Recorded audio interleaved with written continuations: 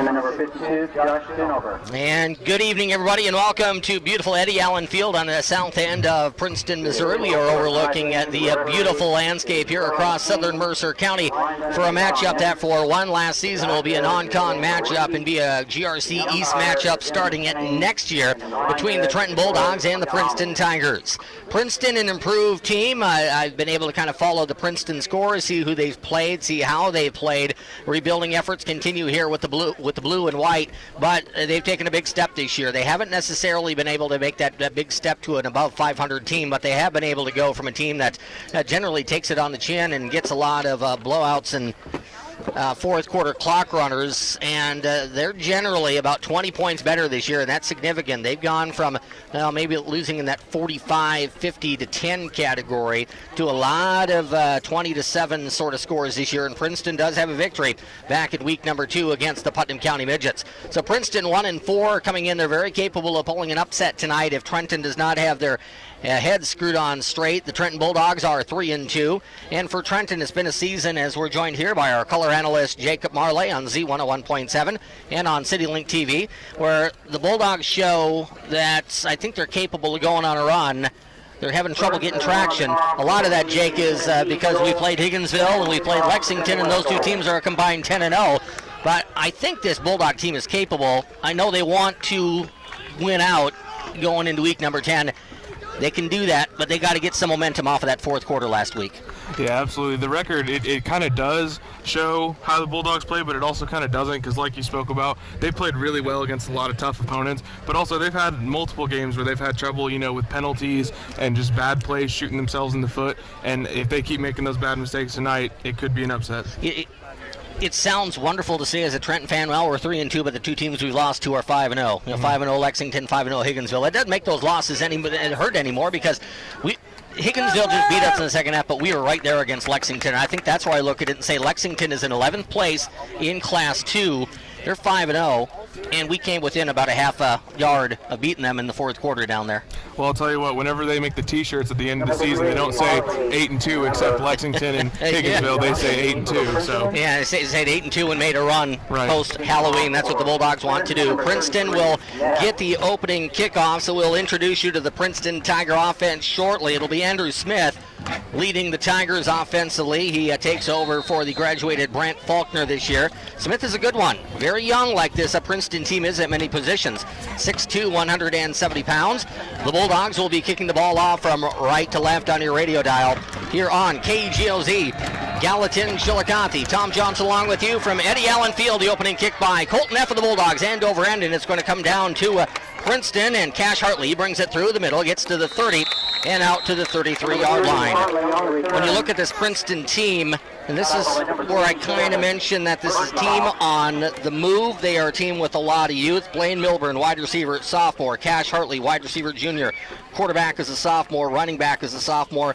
Trenton kids generally know these Princeton kids, too, and they know that these Princeton kids are pretty athletic. You don't want to give them a lot of space. Yeah, with a young team, it's all about attitude. It's all about how you want your players to think on the field and their attitude about when it comes to winning and losing games. We have Emily Malazzo, our studio engineer tonight, running video to my immediate right here on the top row of the bleachers at Princeton is Logan Demsich.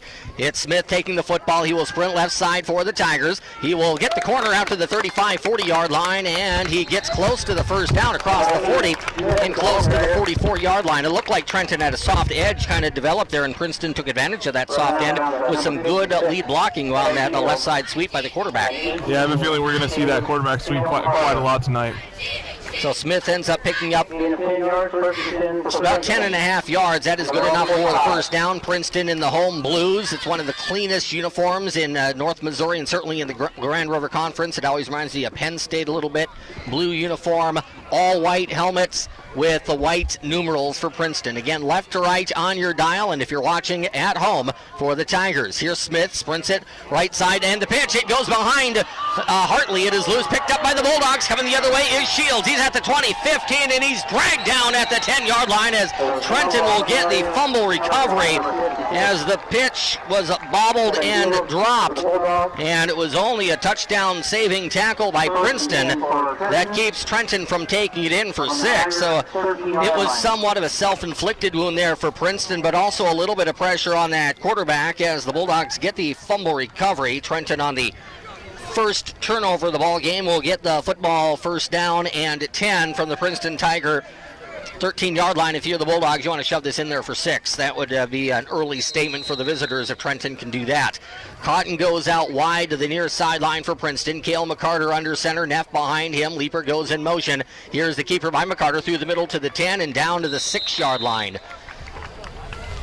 And there's 11 guys out there for Princeton there, Jacob, and I think about 7 of them bit on the fake to Colton Neff, and McCarter read that immediately. Well, yeah, we talk about it every single week about, these teams watch tape of Trenton and they know how good of a player Colton Neff is. So that's one thing that they got to plan for, stopping Neff early. 11:15 to go in the first quarter from Eddie Allen Field. No score between the Bulldogs and the Tigers, but Trenton is threatening with second down and about 4 yards to go from the 7. McCarter under center. Molinek split out wide to the left. The motion man is Berkebile, and here's the keeper by McCarter, and he's going to be buried in the backfield. That time Princeton had all the bases covered. Coming up to make the stop for the Tiger defense, Hunter Boxley. And Hunter Boxley can play some ball. He was a big physical guy, basketball, football last year, and he's just bigger and more physical here this year for the Tigers. He came up, made a big stop, loss of 1 on the quarterback keeper there by McCarter, and it's third down and 5 from the 9. Well, just outside the 8, we'll call it here, as Trenton tries to go to the east goal. Here's the pitch going out wide, far sideline to Leaper. He gets a corner at the 10 to the 5, and he slips down, but he gets the first down at the 3-yard line. It's one of the things about this field. This field is in a deep, low valley. Valley's been here forever, but the field has been down here in the valley for about the last decade, and when you get this low in the valley, you can have a nice week weather-wise, and there can still be some slick spots out there. Yeah, absolutely, and that's one thing that they're going to have to watch out for, because I'm pretty sure Leaper slipped on nothing there. I didn't see anybody touch him. They're going to measure. I thought Leaper had that, but looking back at it, I know we don't have replay, but we can kind of go back in our minds what we saw. His knee might have been down right about that first down marker. I think he kind of slid forward to the 2, but I think he was down right where they marked him. Yeah, as he was sliding, he did the smart thing and extended his arm with the ball, but I'm not sure that it was enough. Yeah, look at that. That's going to be short by a skosh. I don't know how long a skosh is, but we'll say it's a couple of inches. So fourth down and for Trenton. Inside the 5, we'll call it about the 3-yard line. Boy, I almost wish we had a little magnifying glass to go in there. That can't be more than 2 inches, can it, Jake? I don't know. It doesn't look. It looks like it's touching it from way out here, so it's got to be pretty dang close. If you're the Bulldogs here, you tell your linemen, listen, if we can't get an inch, we might as well not show up tonight. So I'm sure this is going to be pretty vanilla run for Trenton, trying to get 1 inch on fourth down and short from the 3-yard line. Handoff, Neff through the middle, pounds toward the goal line, backs up and he's in. Touchdown Bulldogs, as Colton Neff ends up spinning at about the 1-yard line. He got the first 2 yards running forward there, Jake, and then he just backed up and he went backwards into the end zone for the touchdown. Yeah, I'll tell you what, that play was 100% Tucker Franklin and those 2 guards, because they made a big, nice divot in that Princeton defensive line in the goal line, and it gave Neff the chance to just fall in for the touchdown. The thing I just said about if you can't get an inch, you might as well go home. That sort of stuff is said from the coaches to the players a lot on plays like that, isn't it? Yeah, that's something that the players are even thinking to themselves. It's like, come on, guys, if we can't get this. An inch, there you go. There's the extra point kick by Neff. It is straight through. Line drive finds its way through. And with 10:01 to go in the first quarter, from Princeton scores Bulldogs 7 and Tigers nothing. Kickoff to Princeton comes up in 30 seconds on Z101.7. The patient is always number one. At Cox Family Dentistry, we strive to work together with you to gain optimum oral health. With our cutting-edge equipment, we can educate you to make the best decision for yourself and your health. We always want you to have a relaxing and friendly experience in our office. To schedule a time for us to customize your family's dental plan, give us a call at 359-6889 to schedule your appointment with me, Dr. Andy Cox. I think he was probably 60% last week. They thought Mason might help him do better. This is sophomore Thelma Guerrero of the Trenton Bulldogs football cheer squad. It's Friday night football assignment on Hot Country Z101.7. All of our area squads that we cover, Trenton, Princeton, and Milan on your radio tonight. Trenton, Princeton here on KGOZ. Milan Wildcats homecoming is tonight. Milan is hosting Scotland County in Tri-Rivers action over on 92.3 KTTN. Here comes a kick by Colton Neff. Ball near hash at the 40-yard line. Neff to boot it away into the direction of the Tigers. Puts foot in the ball, and with the football here for Princeton, taking the other way, Cash Hartley through the middle, 35 to the 40, down the sideline to the 45, cuts back inside, and he's dropped by Neff at the 47-yard line. If Neff doesn't make that tackle, that's 6 points for the Tigers. I don't think anybody's catching Hartley if he gets across the 50. Yeah, but Neff's no ordinary kicker, that's for sure. That was a really solid tackle by Colton Neff. It really was. It's tough to get down to the turf. Yeah, I mean, we see it on defensive plays all the time whenever he plays defensive end, so, I mean, he's good at that. Princeton's going to go 5 wide here. Twins near sideline. Trips to the far sideline for the Tigers. Andrew Smith will start from the gun. So Princeton is going to try to use his beautiful weather here at Eddie Allen Field to go airborne. And it's going to be a screen pass. Nope, that's faked. Rolling out to his left is Smith. Dropped in the backfield. And it was Mason Owen. I was just talking about a little bit off air where you have Tucker Franklin, who was out last week because of that bum ankle. Mason Owen came in, did a great job, got a huge sack in the fourth quarter. He has played great in his backup position, now starting position for this Bulldog team. Yeah, I'll tell you what, you want to talk about a kid, like the rags to riches story of this Trenton football team. I would say it's Mason Owen. Went from first game, didn't see him much on the field, to the starting center and starting linebacker to now making plays every single week. 9 minutes and 20 seconds remaining in the first quarter of play. It's a 12-yard loss for the Tigers. 2nd and 22 coming up for Big Blue as Smith takes the football. He's going to sprint out right. He's in trouble. Mullenix has him for a loss of another 10 yards.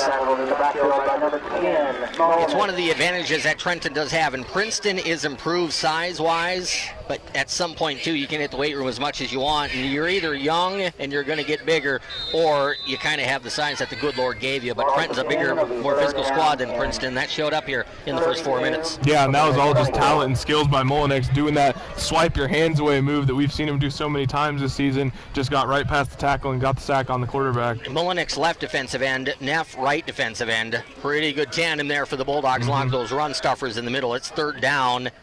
And a long way to go for the Tigers. Sprinting out left here, Smith throws the ball down the sideline. That ball picked off at the 49-yard line. Making the pick is McCarter.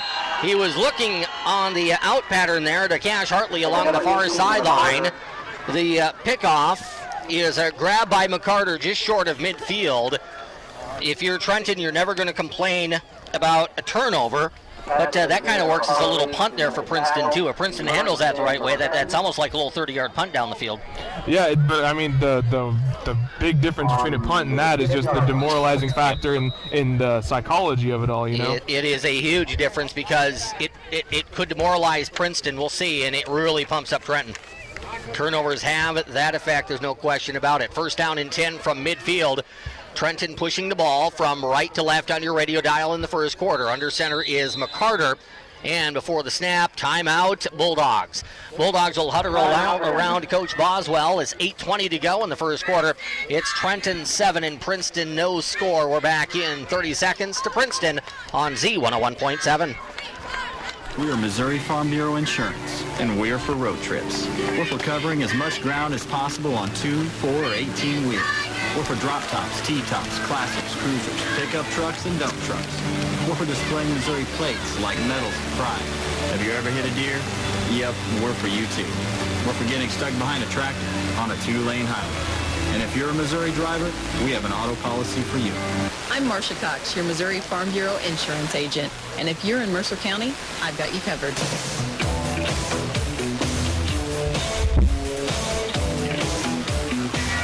This is junior Mason Horman of the Trenton Bulldog football cheer squad.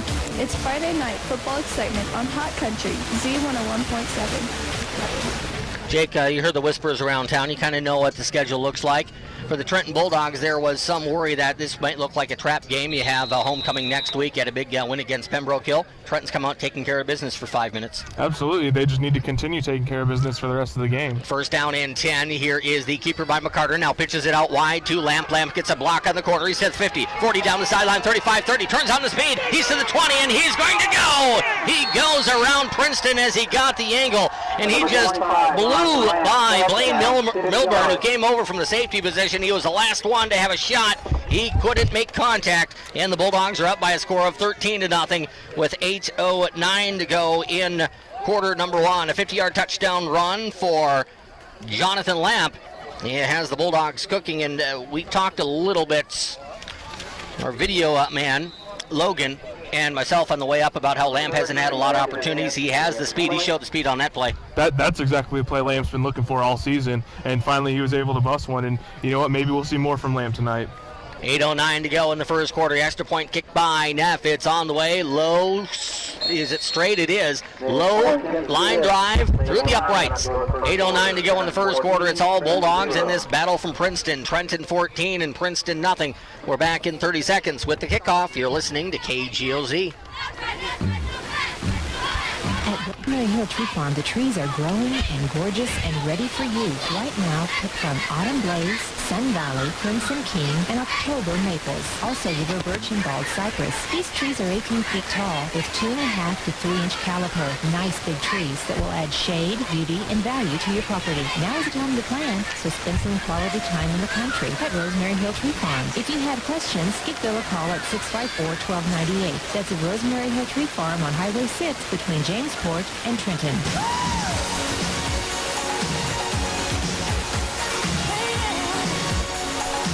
It's the black and gold on Friday night. This is Junior Carly Crawford of the GHS Cheer Squad. It's the Trenton Bulldogs on Hot Country Z101.7. Tonight's game brought to you by the following Princeton sponsors: the Princeton School District, the Auto Shop of Trenton, Big G Foodland of Princeton, Farm Bureau Insurance and Agent Marcia Cox here in Mercer County, ServLink Home Care, and by your friends at North Central Missouri College, bringing you all Princeton sporting events here in the 2015-2016 season on the Power Broadcast Group. 14-0, Trenton Bulldogs on top. 2 turnovers, 2 touchdowns going Trenton's way. Short kick by Neff. It's going to land at the 25-yard line and going to a knee as he picked it up. He didn't want to go to a knee, but had the knee go down was Cash Hartley, as he'll be ruled down at the 27-yard line. First down and 10 coming up for the Tigers. Princeton still in search of finding that 1 or 2 running backs that can really lead this offense.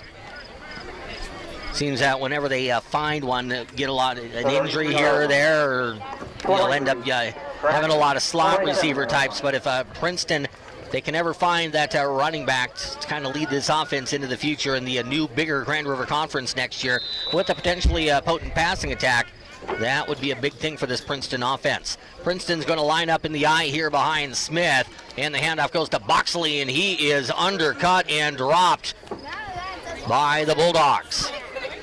I think that was Owen. I was going to call it 54, but it was 64, right? Yeah, that was Mason Owen. Owen's kind of built the same way Tucker Franklin is, to where they're built low to the ground, but they're strong, and they're built so low to the ground that it's tough to get low on them as an offensive lineman. Yeah, he's built a little bit taller than Tucker Franklin, and I think that gives him somewhat of an advantage, but yeah, they're very similar. 2nd and 11. That was a loss of 1. The pitch is going to go out wide to the far sideline to Hartley. Hartley turns it back through the middle, and he gets close to the 30-yard line. He'll get back to the original line of scrimmage and then get a couple. A gain of 3 for Cash. And it'll be 3rd down and 9 coming up for the Tigers. 4 games left to go in the regular season for these ball clubs. For Princeton, King City will be the opponent next week. Then at Bramer, we'll have that game on KTTN FM 92.3. And a pretty good matchup at Maysville in week number 9 for the Tigers. A Maysville team that's hoping for a victory tonight to get them back into the teeth of the GRC race. Maysville hosting unbeaten Polo. Here's a sprint out by Smith. Throws it, almost intercepted. I don't know if Trey Shields is going to have a better opportunity for an interception all season long. He stepped in front of Boxley, and if he picks that off, Jake, that's about 35-6 the other way. That's a pick 6 right there for Trey. Yeah, I think so. We haven't gotten a lot of chance to see Trey's speed because, you know, he's an offensive lineman and a linebacker, but he's an athletic kid, and I think there's definitely a good possibility of that. You're saying he can run a little bit? Yes, he can. Travis Leeper can run a little bit. He's going to wait at the 35-yard line for the punt from Princeton's Hunter Boxley. He will boot it away at his own 20. Left-footed kicker gets one high and deep. Leeper returned the ball, but he went to a knee to grab it. Now they're going to say he wasn't to a knee. He's out to the 40-yard line and to the 50. Princeton is not happy with the lack of a whistle there as Leeper returns it to the 39-yard line. The Princeton coaching staff, at least one of the assistants here on this near sideline, cannot believe that Leeper was not ruled down there for having a knee on a turf. I can't be 100% sure one way or the other, but it looked to me, we saw that earlier from Princeton. I thought if the Princeton guy had his knee on the turf, I thought Leeper did, but I'm not 100% sure either. Yeah, I definitely saw his knee down, and I'm upset about it too because that's dangerous. They're going to bring it back to the 34-yard line. Maybe the referee tried to blow his whistle and it just didn't work and they didn't hear it. Or maybe it looked like the knee was down. Or maybe he explained what really happened after the play and they're fixing it. Well, and if Princeton thinks his knee is down and the whistle isn't blown, Princeton is going to, for that 1 or 2 seconds, let up. And that's dangerous for the Tigers, too. Also, yeah, right, but also if Leeper has his knee down, he thinks his knee down, and, you know, there's no whistle blown, right. then he's in big trouble for Well, and they say, too, in sports, make the referee blow the whistle. Right. And if you don't hear the whistle, keep going. Yep. He wasn't sure, so I agree 100% what Travis did there. Yeah. It might get called back, it might not, but you might get a touchdown out of the deal, and it might be a missed call. It's at the 33-yard line. They do bring it back to the original point of the catch there for Travis. First down and 10 for the Bulldogs, already up 14-0. There's a short pass and a slant pattern to Molenix. He goes right down the middle, and he's going to go. The slant pattern is going to work for a 68-yard touchdown for Molenix. Trenton gets another score, and things are going south very quickly for the home team here at Eddie Allen Field as Trenton has been able to get 2 turnovers, now force a punt, and in one play it's a 67-yard strike. It goes from McCarter to Molenix. That's a play we've seen the Bulldogs try a lot this season, and quite frankly, that slant pattern, if it's not guarded well by the defense, that could happen a lot. That slant right there, right up the hash for a long touchdown. Yeah, we saw that for that 69-yard game-winning touchdown that Leeper had. If you don't cover that slant pattern well, they're going to take it to the house. Here's the extra point kick by Neff. It's up and inside the left upright. It's good. And with 6:21 to go in the first quarter, it continues to be a Bulldog onslaught. It's Trenton 21, Princeton nothing. We're back in 30 seconds on Z101.7. Oh, whoa. What? Are we recording a new auto shop app? Well, yeah, it's about time, don't you think? True that, but the auto shop has been at 130 South Highway 65 since 2012. Shut the front door. Jim Shaw, the best auto mechanic in the world, has been at the auto shop that long? Yes, ma'am. Well, he's the best mechanic around my house anyway, and I wouldn't trust anyone but him and the auto shop crew under the hood of my car, and neither should you. The auto shop, 130 South Highway 65. Give them a call today, 359-3400.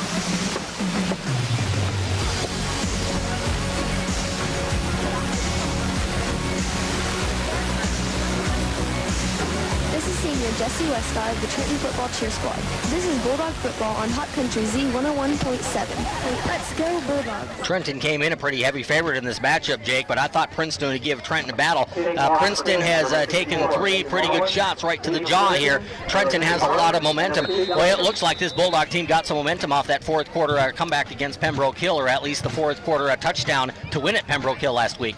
Yeah, and, you know, we talk about it every week, that moments like this is what define your team. So Princeton, how they play here is what's going to define them. The kickoff this time will come from Owen. He drives it to the 15. Grabbing it there is Hartley. Cash through the middle. He gets stood up at the 26-yard line and dragged down there. Hartley likes to get a little bit of speed and then find a hole and accelerate through the hole, but he just couldn't get there because Spencer Harris was there to bring him down. You start to look at the 2016 Bulldogs. Spencer Harris is a guy we mentioned more and more here in 2015, but 2016, next year, first year in the GRC. Spencer Harris is going to be a major part of this football team. Yeah, I'll tell you what, you really saw Spencer Harris's talent there as he just refused to be blocked by the kickoff return team for Princeton and just ran right down the field and was able to make the tackle. 6:15 to go in the first quarter, dominated by the old black and gold. Trenton wearing the road whites with the gold pants, gold numerals, gold T on the black helmet. 3 scores and 3 perfect extra points by Neff. Here's Smith. He's going to roll out right side. Trip in the backfield at the 22-yard line. It's Mason Owen. Right now, Mason Owen is an unblockable force for the Trenton Bulldogs. He was that way in that fourth quarter last week when the Bulldogs shut down the Raiders, and Princeton can't stop him here this week. Yeah, this looks like it's going to be his game. It's going to be, beat Mason Owen or get off the field. You have guys up there, too. I see Isaiah Kuhn. We don't mention Isaiah a lot. He's generally not in on a lot of tackles, but he takes up guys, and that gives guys like Mullenix and Neff and Owen and Franklin, it gives them a chance to get after people. Yeah, from what I can see, he does his job. He creates doubles, and he just sucks them in and allows one-on-one blocking for the rest of the defensive line. Loss of 3 yards for the Tigers. Here's a snap to Smith. He's going to throw it right side. No, he fakes. He puts the ball down. He's going to roll it right side. He's to the 20, 25-yard line, and he's going to be stood up there and dragged down after a gain of 4. It'll be a 3rd down and 9. As again, coming up to make the tackle is Spencer Harris. You look at this Bulldog team, and it's one of the things I mentioned with Coach Boswell. You got to take things a play at a time, a game at a time. The kids just have that drilled into them. I really think over these last 4 games, Trenton has a chance to run the table, and if they want any chance of having a home game in districts and be 7-2, if they're 7-2 and they don't have a home game, you kind of say, okay, well, we'll take what we get. But if they want a home game, they're going to have to win 4 in a row. Yes, absolutely. Here's Smith. He's going to look on 3rd down and 9, looking down the seam, throws it, incomplete. It hit Hartley, and then it hit Berkebile right in the face mask, and it bounces back to the 30-yard line. And it looks like Smith there, too. You might have saw this on video if you're watching at home on CityLink TV. A link on KGOZFM.com. Smith is not leaning into the throw. I think he's feeling the heat of those Trenton rushers. He was backing up when he threw that football. That makes it tough to throw it accurately. But to his credit, he threw it right on the hands of Hartley. Cash just dropped it. Yeah, I'm a little surprised that there wasn't a flag there because from my perspective, it looked like Burke got a little bit of pass interference there on the receiver. Here's the boot by Boxley into the direction of Leeper. Leap makes the catch at the 30, far hash mark, takes it down the far sideline to the 40, down the sideline to the 50. He is into Princeton territory, and he's going to be chopped down at the 40-yard line. That is a punt return of 30 yards by Travis Leeper. It's one of the first times this season we've seen Leap get an opportunity here, Jake, to be able to get punts where you're not picking him up off a couple of bounces, is being kicked to him. He's dangerous if you do that. That's playing with fire. Travis Leeper's a 4-year, not starter, but he's a 4-year football player for this varsity team. Played as a freshman and played well toward the end of that season. Number 11 knows what he's doing. Yeah, and I'll tell you what, I think that he might have taken that one a little farther. It's just that Trey Shields is so used to making tackles. I think he tripped up, Leap, and tackled him on that play. 56 brought down 11. It looked like it for me. Friendly fire for the Bulldogs. Here is Lamp going in motion, throwing to the flat to Leaper. He makes a catch at the 32, cuts inside at the 25. He's out to the 20, 15, and dropped at the 14-yard line. Yes, coming over to make the tackle for the Tigers is Chandler Anderson. He's one of these very talented sophomores for the Tiger team. A lot of these sophomores played last year as freshmen. So for Princeton, you're kind of getting to the point here where the team has improved. You have a lot of sophomores who are 2-year players. Not a ton of seniors. I think there's 3 or 4 of them on this squad. But the numbers and in general a lot of the talent coming up, it's in 7th, 8th, 9th, 10th grade, so it's a program on the rise. Having a rough first quarter here at home, though, against the Trenton Bulldogs. No question about that here tonight. Here's a handoff. Leaper through the middle, breaks a tackle at the 10. He's to the 5, to the goal line, and he is in. Touchdown for the Bulldogs. We've seen Leaper make a lot of guys miss because he jukes them. That time he broke a tackle at the 10. He takes that football in from 15 yards away, and it's now Trenton 27 and Princeton no score. 3:57 to go in quarter number 1. In talking with Coach Boswell, dog bites last night down at Hy-Vee, mentioning that Neff likes to run over people. Leaper likes to make people miss. Lamp likes to use the speed to run around people. We saw a different Leaper on that play. Yeah, absolutely. Leaper just stood straight up and just ran right into the end zone no matter who was tackling him or who was on him. The extra point kick by Neff. It's on the way. It's good. Good sign here for Colton Neff, who has been kind of a 50-50 proposition for about the last month on extra points. He's 4 for 4 tonight. And with 3:57 to go in the first, it's Bulldogs 28 and Tigers no score. We're back to Eddie Allen Field with a kickoff in 30 seconds on Hot Country Z 101.7. Farming has sure changed over the years. But farmers still count on the same farmers to protect them. I think it was. American Family Insurance. Learn more at amfam.com/farm or contact your local agent. Your dream is out there. Go get it. We'll protect it. And now we'll do it. Products underwritten by American Family Insurance, Mutual, Standard of Ohio, and Wisconsin Companies. 6000 American Parkway, Madison, Wisconsin, 5373. For details, contact Carol McClellan at Carol McClellan Agency. Call 359-3973 or stop by 1517 East 9th Street today.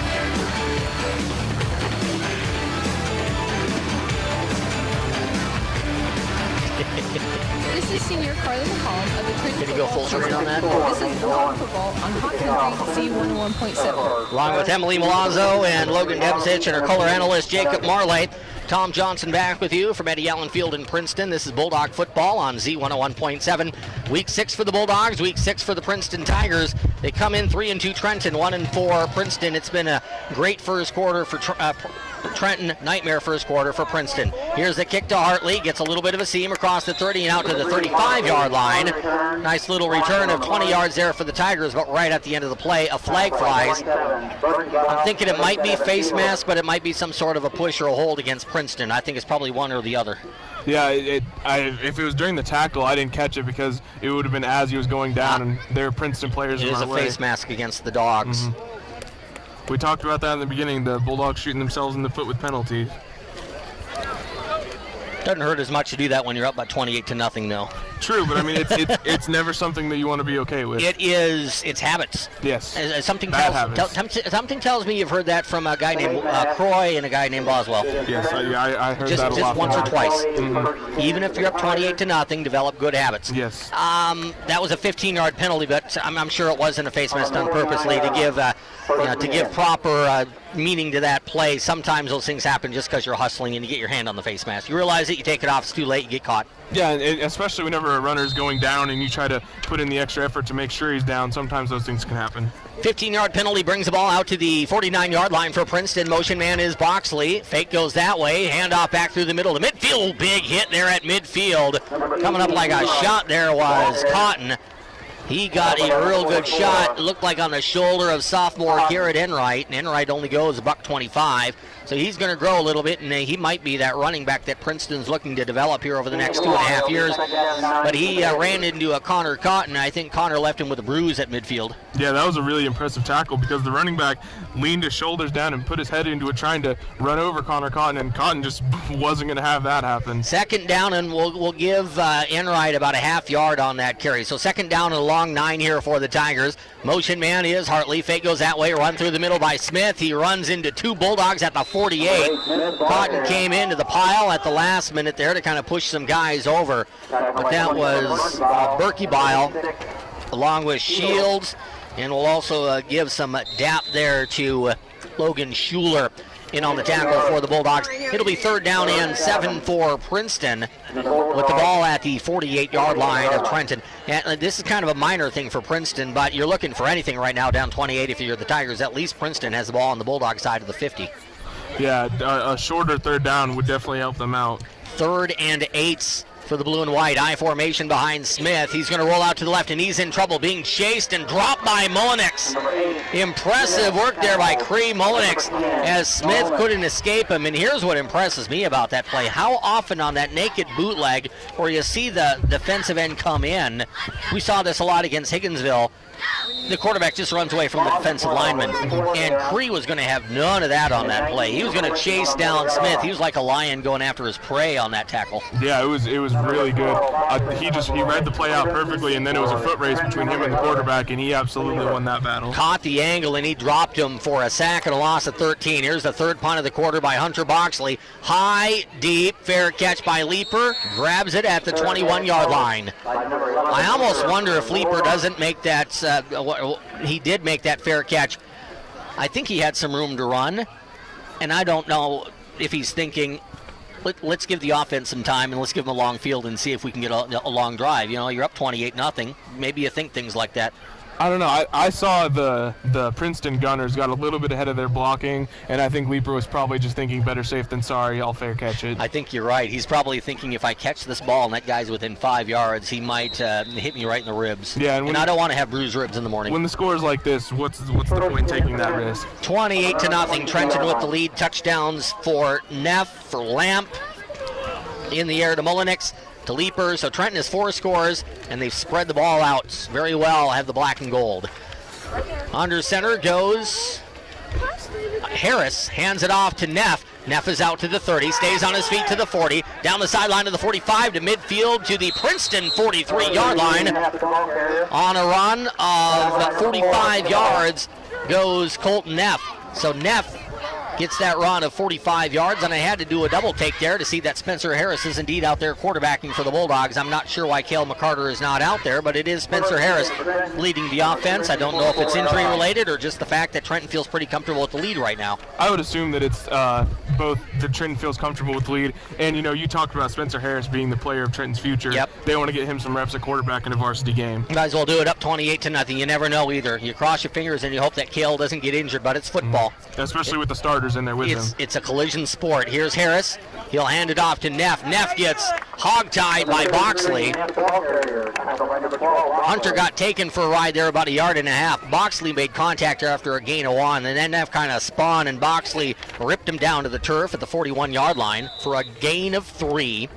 They actually put him down at the 42, so we'll give it about 2 yards on that carry by Neff. Those are two pretty good football players there, Boxley and Neff, with one tackling the other at midfield. Yeah, great play by Boxley to just shut off his blocker and wrap Neff up. But, I mean, hey, Neff still got positive yards, so good play by him, too. Yeah, absolutely. We said that with the Trenton offense. He'll take a gain of 2 or 3. Here's the handoff to Lamp. He's going to dance left side. Doesn't have a lot of blocking help, but he breaks a couple of tackles and zigzags his way down the sideline, diving across the 40, close to the 38-yard line. That was pretty elusive. We talk about Lamp being a speed guy.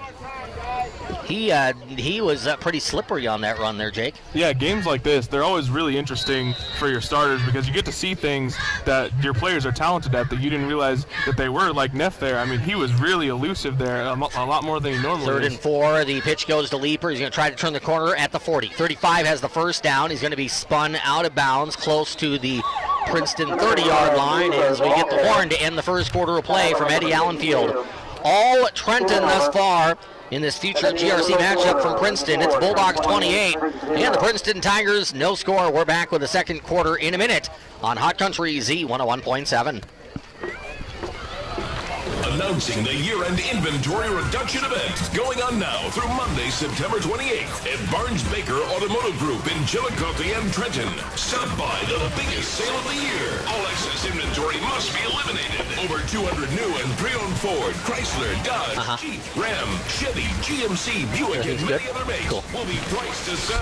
Regardless of trade in your vehicle. Princeton fans, if you are parked on each side of the field, on the street, and you're parked on the west side of the street, on the field side, you must leave your car or you will be closed. Negotiations will be necessary. The sheriff is here, The best savings of the year. and the ambulance can get out, has it all. If you're on the west side of the street, next to the football field, on the east side of the field, you must leave your car.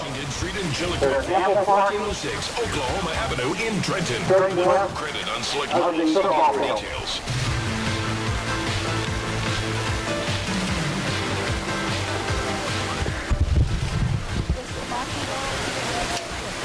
This is sophomore Bailey Benson at the THS Tree Squad. It's the Trenton Bulldogs on Hot Country 01.7. All Bulldogs after one quarter here from Princeton. 28-0 to score. And I'll give some credit to Trenton here, obviously, for the way they're playing because Princeton's a better team than they've shown against Trenton, but the Bulldogs have a lot to do with that. The Bulldogs are focused tonight. Yeah, we're really seeing how talented and athletic the Trenton Bulldog football team is tonight, and they look really good. First down and 10 from the 29-yard line for the Bulldogs. Now moving from left to right on your dial as quarterback Spencer Harris, we believe, getting some time, not because of an injury to McCarter, but because Trenton wants to get some time for their backup quarterback with a big lead. And instead, Trenton will pick up penalty number 1 of the night. Actually, penalty number 2 of the night. Forgot to write down the 15-yard face mask penalty against the Bulldogs from just a few minutes ago. 28-0. If you had to grade out that first quarter from a Trenton perspective, that's an A++, isn't it, Jake? Yes, absolutely, 100% A++. And the only thing you could look at is face mask penalty, not the greatest thing in the world, and that 5-yard penalty is second quarter. So that doesn't go on the first quarter grade. I mean, the only thing I would say is that one tackle that we saw where the guard absolutely got beat, but other than that, great play. Neff lined up behind Harris. Handoff goes to Colton, veering off left side, cuts back to the middle, stays on his feet to the 25, to the 20, rips through a tackle at the 15, and he's down to the 10-yard line. That'll be a gain of 24 yards. Going up left hash, right down the heart of the field by Colton Neff. So give Colton 24, and it's going to be first down and 10. Trenton from just outside the 10-yard line. Trenton get a first down very close to the goal line here with 11:46 to go in the second quarter. Trenton up 28-0. This game, at least right now, has a smell of what could be a clock runner by the time we get to half number 2. We'll see if Princeton can dig in here and try to get a defensive stop early in the second quarter as Harris bounces into Neff. He stays on his feet, though, and he runs it straight forward up the hash mark and near the 4-yard line. That's what you're taught, too. That was not what Trenton wanted to do with Harris bumping into Neff, but the quarterback is taught immediately. If the play blows up on you, put your head down, run it forward. Yeah, absolutely. Even if you have to just dive and get a few yards because you can see the defenders are closing in on you, you do whatever you can to get positive yardage in that situation. So Spencer Harris gets at least a good 5, maybe close to 6 on that carry from just outside the 10 now to just inside the 5. Ball on the far hash mark. Trenton going to the west goal here at Princeton. Man in motion is Leaper. Keeper by Harris. He runs it toward the hash, puts his head down, and he's down at the 1. No, he's in. Touchdown Bulldogs. I thought he was going to be down at the 1. It looked like the tackle was down there, but Harris is going to be credited with a 5-yard touchdown run, and it's now 34-0 in favor of THS. It's we don't have the best angle from up here in the stands to see where the tackle was made. It looked to my eyes like Spencer was down at about the 1-yard line, but they say he got into the end zone, and the Bulldogs are up by 5 scores. It was a really great play by Harris because the defender was closing in on him, and I think he could have pitched it, and that would have gotten a touchdown easier, but he chose to take it in himself. Here comes the extra point by Colton Neff. The hold is down by McCarter. That's a pretty good sign that Cale isn't injured, and the kick is up and good. Neff is now 5 for 5 on extra points. The score with 10:44 to go in the second quarter. Bulldogs 35, Tigers nothing. We're back to Princeton in 30 seconds on KGOZ. There were super deals today at the Trenton Hy-Vee, and among them, choose Hy-Vee ice cream or sherbet in select varieties, 1.75 quart square, 2 cartons for $4. Cheez-It crackers, Famous Amos or Keebler cookies, select varieties, $2.28 per package. Hy-Vee Boy, you waffles, get some pretty 3 sunsets up here. for $4. Also at the Trenton Hy-Vee food store, choose Honeycrisp apples, $2.48 per pound.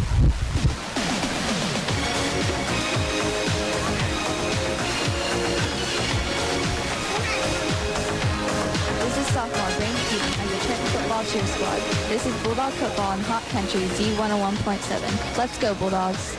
Princeton came to Trenton last year, and Trenton had the better of things. It was one of the 2 wins that Trenton had. It wasn't a very close ball game. Well, Princeton's better this year. There's no question Princeton's better this year by about 20 points. It has not shown tonight. The game's on the road. The game last year was at home. Princeton's better, and Trenton is dominating more. That, as we've talked about a lot tonight, and it's 35-0, so it's kind of an obvious statement, but this is showing how much better the Bulldogs are in 2015 than they were in 2014. Yeah, and you spoke about, how young of a team Princeton is, and by comparison, I would say the Bulldogs are an older team, so it kind of shows that maybe in the future this game won't be like it is now. Kick down to Boxley, makes a catch over the shoulder at the 25-yard line, runs it the other way, and he got hit really good. Tackle made down there by number 45 for your Bulldogs, Colton Allen. He's another senior. Plays a lot on special teams, and that might have been the best hit that Colton Allen has got all season long. He put a good shoulder into Hunter Boxley, knocked him backwards at the 35-yard line. First down and 10 for the Princeton Tigers.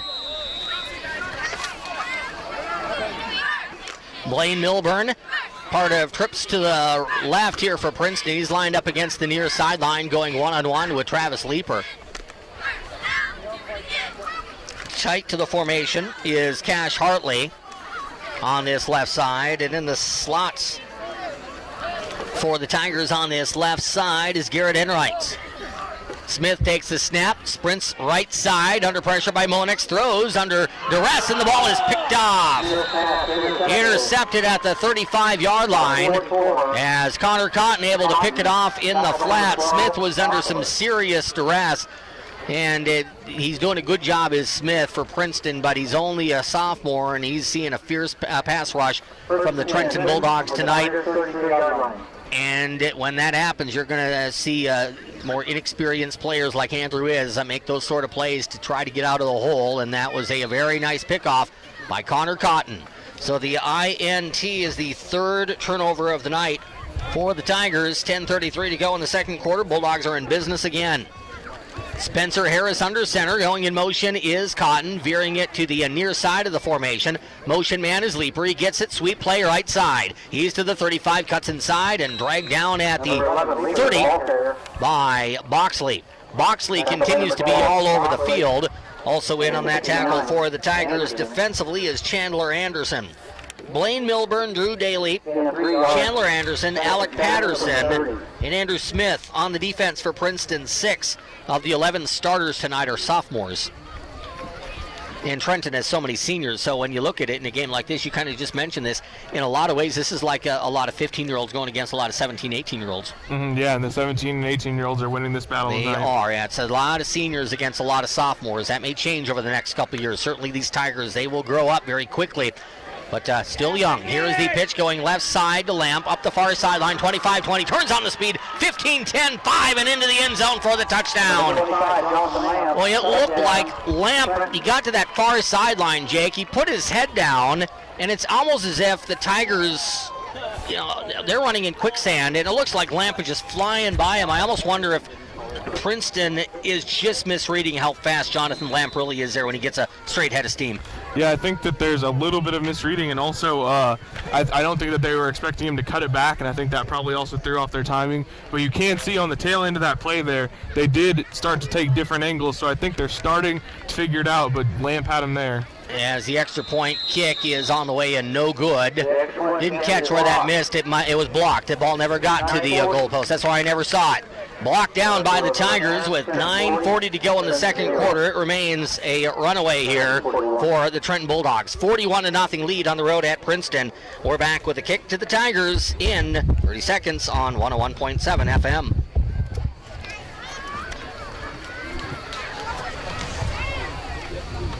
Well, yeah, it's about time, don't you think? True that, but the auto shop has been at 130 South Highway 65 since 2012. Shut the front door. Jim Shaw, the best auto mechanic in the world, has been at the auto shop that long? Yes, ma'am. Well, he's the best mechanic around my house anyway, and I wouldn't trust anyone but him and the auto shop crew under the hood of my car, and neither should you. The auto shop, 130 South Highway 65. Give them a call today, 359-3400. Where the grass is really greener, warm, wet and wild. This is sophomore Cassidy Trump of the Trenton Football Cheer Squad. This is Bulldog Football on Hot Country Z101.7. Let's go, Bulldogs. 41-0 the lead for the Trenton Bulldogs. Here comes the kickoff. Right off the side of the toe of Mason Owen. He drops it at the 30-yard line. Is going to be picked up there without a lot of momentum behind his return. Able to get it back close to the 30 for a gain of a couple is Cash Hartley. That's one of those short kicks where you give up some good field position, but it's really hard to imagine Hartley returning that one because there's so many Bulldogs around him, and he's starting from having no momentum. He has to get his own momentum starting after picking up that football. Yeah, and he kicked it into an area where it was right between two different Princeton players who could catch it, so there was a little bit of confusion in picking up the ball as well. 41-0 Bulldogs. We're going to see a lot of the second and maybe even third-tier players for the teams tonight. A lot of JV action I believe we have coming up, particularly for the Bulldogs in the second half. Here's the quarterback run by Smith through the middle, breaks a tackle. He's out to the 35-37-yard line. That'll be a gain of 7. As Shields able to get Smith down to the turf. Gain of 7 will make it 2nd down and 3 coming up for the Princeton Tigers. Well, we knew coming into this ball game looking at the records, looking at who we played, we knew Trenton was a pretty significant favorite in this ball game. Neither of us predicted 41-0 midway through the second quarter. No, I definitely didn't see that coming. I thought Princeton would be a pretty tough challenge for this team, but hey, they've come and they're ready to play. Princeton's played a lot of people in the GRC pretty tough this year, but Trenton is flexing their muscles in this road game. Here's the fake on the sweep to Hartley, and then the keeper by Smith. He runs it straight forward for a gain of 4 and a first down. It's also, you would love to sound like Mr. Tough Guy head coach at this point and say, we are the Trenton Bulldogs. Defensively, Trenton will have the same intensity, second quarter, third quarter, fourth quarter, as they always do. That sounds good to say. It's going to be really hard to do when you're up 41-0, though. Well, but also you got to remember, you talked about how they're bringing in JV guys and younger guys. Those guys are going to be fresh, and those guys are going to be eager to play. So I think they can keep up that aggression. They will. That's a really good point, Jake. You know, when you bring in those guys, they might be playing on Friday night for the first time. Here is Smith, quarterback keeper, midfield, 40-yard line, spun down there by the Bulldogs. That will be a gain of 16 yards. Tackled by Leaper, the longest offensive play of the night for the Princeton Tigers. So we see Princeton moving the football, and I think the thing I just kind of mentioned, that especially with the starters, they know it's 41-0. They know they've dominated. It's going to be hard to kind of keep that intensity level up. Or we'll find out if the Bulldogs can do it here, or if Princeton can keep this drive going and put some points on the board. Yeah, that quarterback keeper's working really well. I'd say it's about the only thing that's worked for Princeton's offense so far, and it might throw off Neff and Molinex here whenever they try to pass it. You might as well try it straight ahead, too, because anything that's going outside the hash marks, Molinex has been chasing down. We've seen Molinex a lot more than Neff, quite frankly. It's that stuff through the middle, which is, that's where you just need one block. If you can block Kuhn or Franklin or Owen, whoever is in there for Trenton, if you can block them one direction and get a little seam, you can get 5 yards. Yeah, and that's what I think in terms of Princeton's passing attack, they need to stop with the rollout game, because that's just easy pickings for Neff and Molinex. They need to keep their quarterback straightforward in the pocket, because we've seen a couple plays where he stayed in the pocket and he's had easy running lanes between his guards. One of the things I've talked about with Coach Boswell, and it's something that the town of Trenton is excited about, certainly Princeton's excited about it too, just for the fact that the GRC is going to get some new blood, and it's going to be a really fun conference to cover here over the next long time. You can't say 5-10 years, it might stay this way for 100 years. But one of the things that Trenton wants to do is, if they're playing a GRC team this year, Princeton tonight, South Harrison next week, they want to put that message out that, hey, the Trenton Bulldogs are going to be the team to beat, and if you deal with Trenton Bulldogs in the GRC, you're going to have a long night. Princeton have a long night tonight. Yeah, Trenton is probably going to be favored in almost all of their games in the GRC, and I think that, the other teams are happy about that, because you play better teams, you make your team better. Trenton will get everybody's best shot. There's no question about that. That's one of the things that's really going to develop over this GRC East over the next handful of years, with Trenton's advantages with enrollment size and those things. There's a pass into the flat. It goes behind Cash Hartley. Smith had Hartley open, but if he would have thrown the ball to our Cash, could have caught it. Cash Hartley might have got a big old face mask worth of Akil McCarter, who was coming up from the secondary. Yeah, that's one of those plays where the receiver might be kind of thankful that the quarterback threw it a little off. Next week, it's going to be a huge game. We talked about this being a potential trap game for Trenton, and the Bulldogs, to their credit, no trap in this one, 41-0.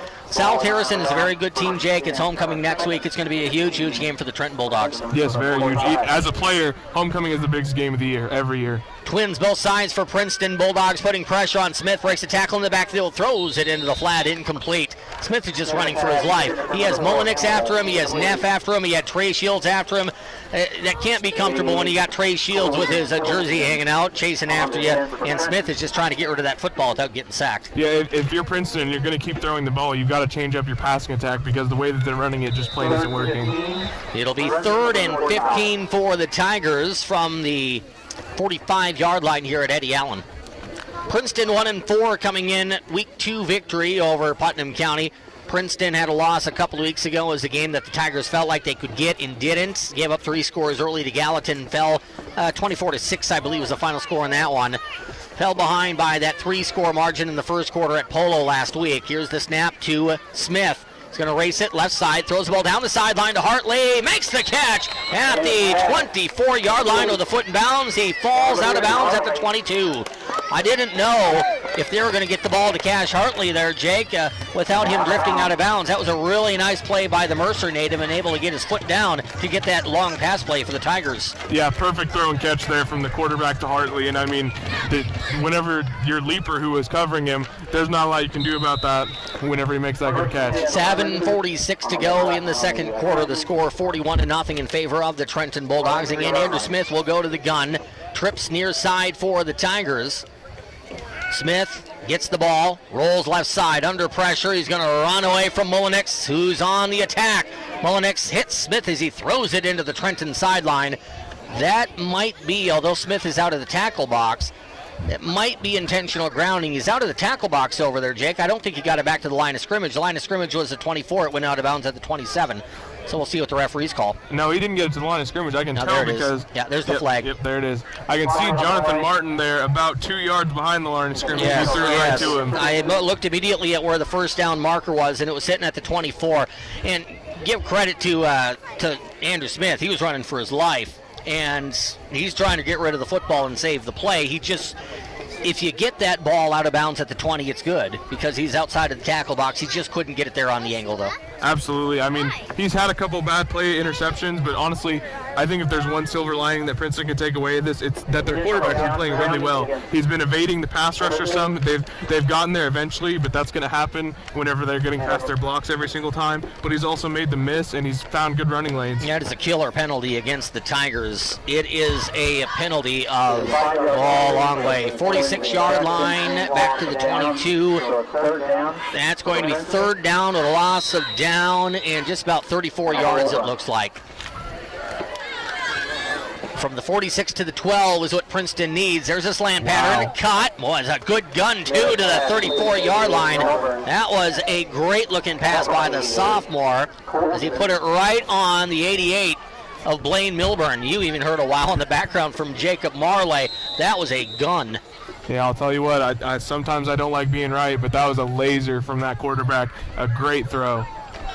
Yeah, I mean, he hit him right in stride. We've seen some good connections between McCarter and Mullenix this year. We haven't seen Cale throw a ball to Cree with that sort of velocity behind it. This quarterback is a sophomore, you said? He is. He's going to be good. He's going to be good. Trips, far sideline for the Tigers. Smith looks left. He's going to throw the home run pass down the near sideline to the 10 to the 5. Oh, through the hands at the 2-yard line of the guy who just caught the ball a second ago. Blaine Milburn was open at the 1. He had the ball go through his hands, and I got to think that he had one eye on the football and he had one eye on, I think, Colton Colson into Trenton coming over. It was in the area. Yeah, I think so. He had 2 Bulldog defenders coming in on him, and, I'm sure that probably got to him, and, he just couldn't quite bring in the catch. Royals are playing right now on KTTN AM 1600. If you're in the Trenton vicinity, or kind of give the little information there on AM 1600. If you're 5 miles or more outside of Trenton, you're going to have a heck of a time trying to pick it up after sunset. Power goes down on that thing after sunset, but if you're in the Trenton area, you want to get some updates on the Royals game tonight, KTTN AM 1600. I know the Royals are home. They're playing Cleveland, I believe, tonight. First down and 10 on the change of downs there for Trenton, and as Harris takes the snap, we get a flag. And a timeout for the Bulldogs. 6:49 to go in the first half. It's Trenton 41. Princeton no score. We're back to Eddie Allen Field in 30 seconds on Hot Country Z 101.7. Whoa, whoa, whoa. What? Are we recording a new auto shop ad? Well, yeah, it's about time, don't you think? True that, but the auto shop has been at 130. We're just missing one little thing we should have brought up here. Shut the front We're missing door. one little Jim thing. Shaw, the best auto mechanic in the world, in the dark. The auto shop that long? Yes, I'm sitting there going, oh man. At my house anyway, and I wouldn't trust anyone but him and the auto shop crew under the hood of that my would help. car. And Yeah, that's not a bad The idea. Auto Shop, 130 South Highway 65. Give them a call today, 359-3400. Yeah, we're good.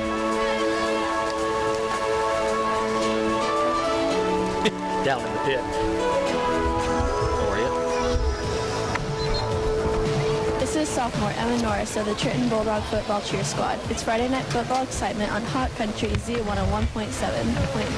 41-0 is the lead for the Trenton Bulldogs as Trenton has the football after the second timeout of the half called by head coach Brandon Boswell. Backup quarterback Spencer Harris to the line of scrimmage, takes the ball, hands it off across the 35 to the 37-yard line. Goes, I believe that's Schuler on the carry. It is for a gain of 4. Logan puts his head down and just kind of Logan, I like watching him run because he's always able to kind of bounce off of tacklers and bounce off his linemen and just kind of keep moving forward in that process. Yeah, he's a lot like Neff in not only the fact that they play the same position, but he's able to bounce off tacklers. He's got a little bit more speed, I think, than Neff because he's got that slimmer frame. And as you found out from my call occasionally this year, too, 37 could look like 33 from a distance. Yes, it can. Here's the fake to Schuler and the handoff to Berkebile around left-handed, fooled the Tigers. Berkebile around the corner to midfield. He's down to the Princeton 40 to the 30 and ripped down at the 21-yard line. Everybody for Princeton on that play. That was a play that we have not seen Trenton call that much this year. A fake going right side to Schuler, and then the handoff going left side to Berkebile, and everybody in a blue uniform there seemed to really bite on the fake to Logan Schuler. Yeah, I haven't seen a lot of that trickery, sweet play from Coach Boswell yet this season. We might have seen it a couple times, but not something he goes to very often. Might as well show it because South Harrison will see that on tape. Give South Harrison something to watch and think about next week.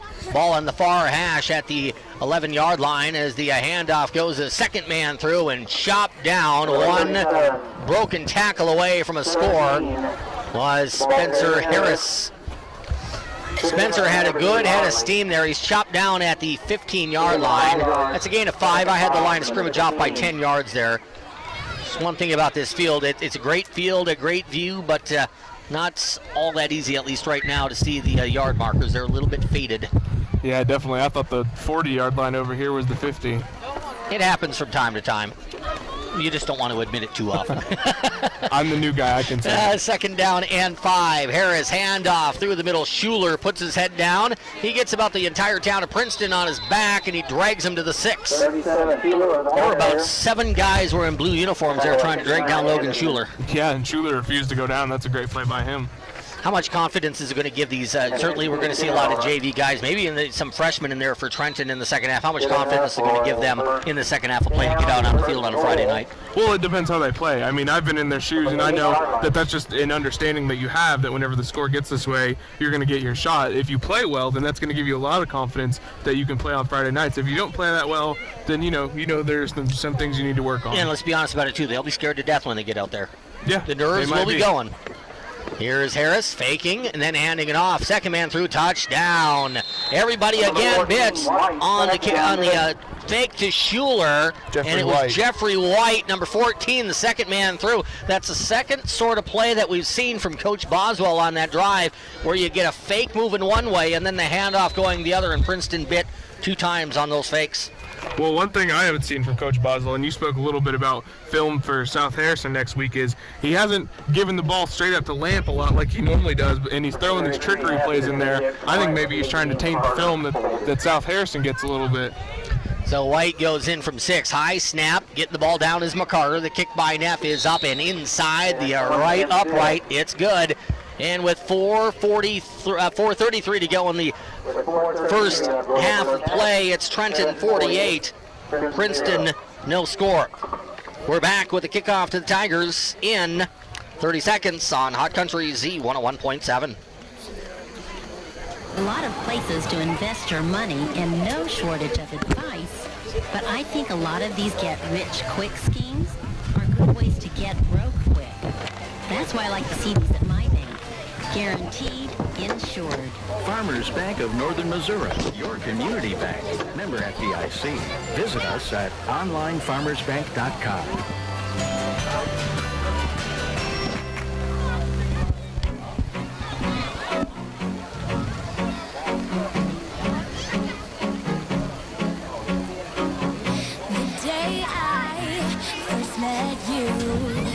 It's the black and gold on Friday Night Football. This is sophomore Kaylee Griffin of the THS Cheer Squad. It's the Trenton Bulldogs on Hot Country Z 101.7. Don't have a lot of lights out here right now, so as far as getting some of our sponsors credited, there we go. That's the second time I've complained. This time I complained on the air about no light, and there's not a whole lot we can do. That is why God invented cell phones. Thank you, Jacob. That's why. Bulldog football brought to you in part by Rosemary Hill Tree Farm, by Larry Bunnell Insurance, Dr. Ethan Cross, and the North Central Missouri College Bookstore. That's about 15% of our sponsors. Great sponsorship of Bulldog football. Thanks to everybody for helping us to have fun on Friday night, bring these games to you both on audio and video. There's a kickoff to Princeton along the far sideline. Out across the 35 to the 37-yard line are the Tigers. So 4:25 to go in the second quarter. You look at this one from Princeton perspective. Princeton has not been the better team tonight, but Coach Goodenag will be awfully disappointed. And if you're Princeton, you know this one is going to go in the bad column. You hope it doesn't demoralize you for the last three games, because Princeton, I think they're capable of winning a GRC game or two this year, but they're going to have to flush this one pretty quickly. Well, yeah, I think in a game like this, you go in at halftime and you say, okay, what have we done well? And you say, let's further work on that, try and get our offense going. Yeah, Smith will take the football here from the shotgun, hands it off right side, and the play goes not very far as Garrett Enright got the football. And tackle made by Clark of the Trenton Bulldogs. No gain on the play. It'll be second down. Officially no gain on the carry by Enright, and that will bring up a second down and 10 for the Tigers with 4 minutes even to go in quarter number 2. Well, you mentioned, we'll get to this thought here after the play by Princeton. Second down and 10 from the 35. Smith takes the football. Oh, he faked the throw to the flat, fakes it again. Now rolls into the pocket, throws, ball incomplete. That, quite frankly, is a ball that the Tigers should have had. Hit Jared Campbell right in the shoulder pad. Yeah, that's one of those places where the quarterback is too talented for the receivers. He just slung it at him, and I don't think he was ready for that pass to come at him that way. He made a really good decision. When he looked out left side and he's trying to get the ball to the running back in the flat, if he throws that ball, it might have got there. It might have been a pick six. Yeah, he saw number 11 there, and if you've seen any Bulldog games this season, you know that Travis Leeper has got some good hands, and, you know, that's going to the house, definitely. Leeper has good hands, but he also has a nose for the football. Yes, he does. If that football's in his area, it doesn't matter if offense or defense, he might get that football. Yes, absolutely. Found that out at Holden. 3rd and 10 for the Tigers. Smith takes the football, and he's under pressure. Scrambles into the pocket, stops, and fires. The ball is incomplete. Pretty good coverage that time as Princeton tried to get the ball to Hartley down at the Bulldog 25-yard line. It would have taken a perfect pass. There was about 1 yard difference there between Hartley and McCarter. So McCarter was at least in the same area code there as Hartley, and that forces the incomplete pass. It'll be 4th down and 10, and a punt coming up for Hunter Boxley of the Tigers. I'm curious as to why I'm sure Boswell has his ways, but I'm curious as to why Travis Leeper is still out there returning punts. You hope, in other words, that he doesn't get injured. Right, yeah. And, I mean, punt returning is usually pretty dangerous in terms of things you can do on the football field, and I would wonder why they would keep an asset like that out there.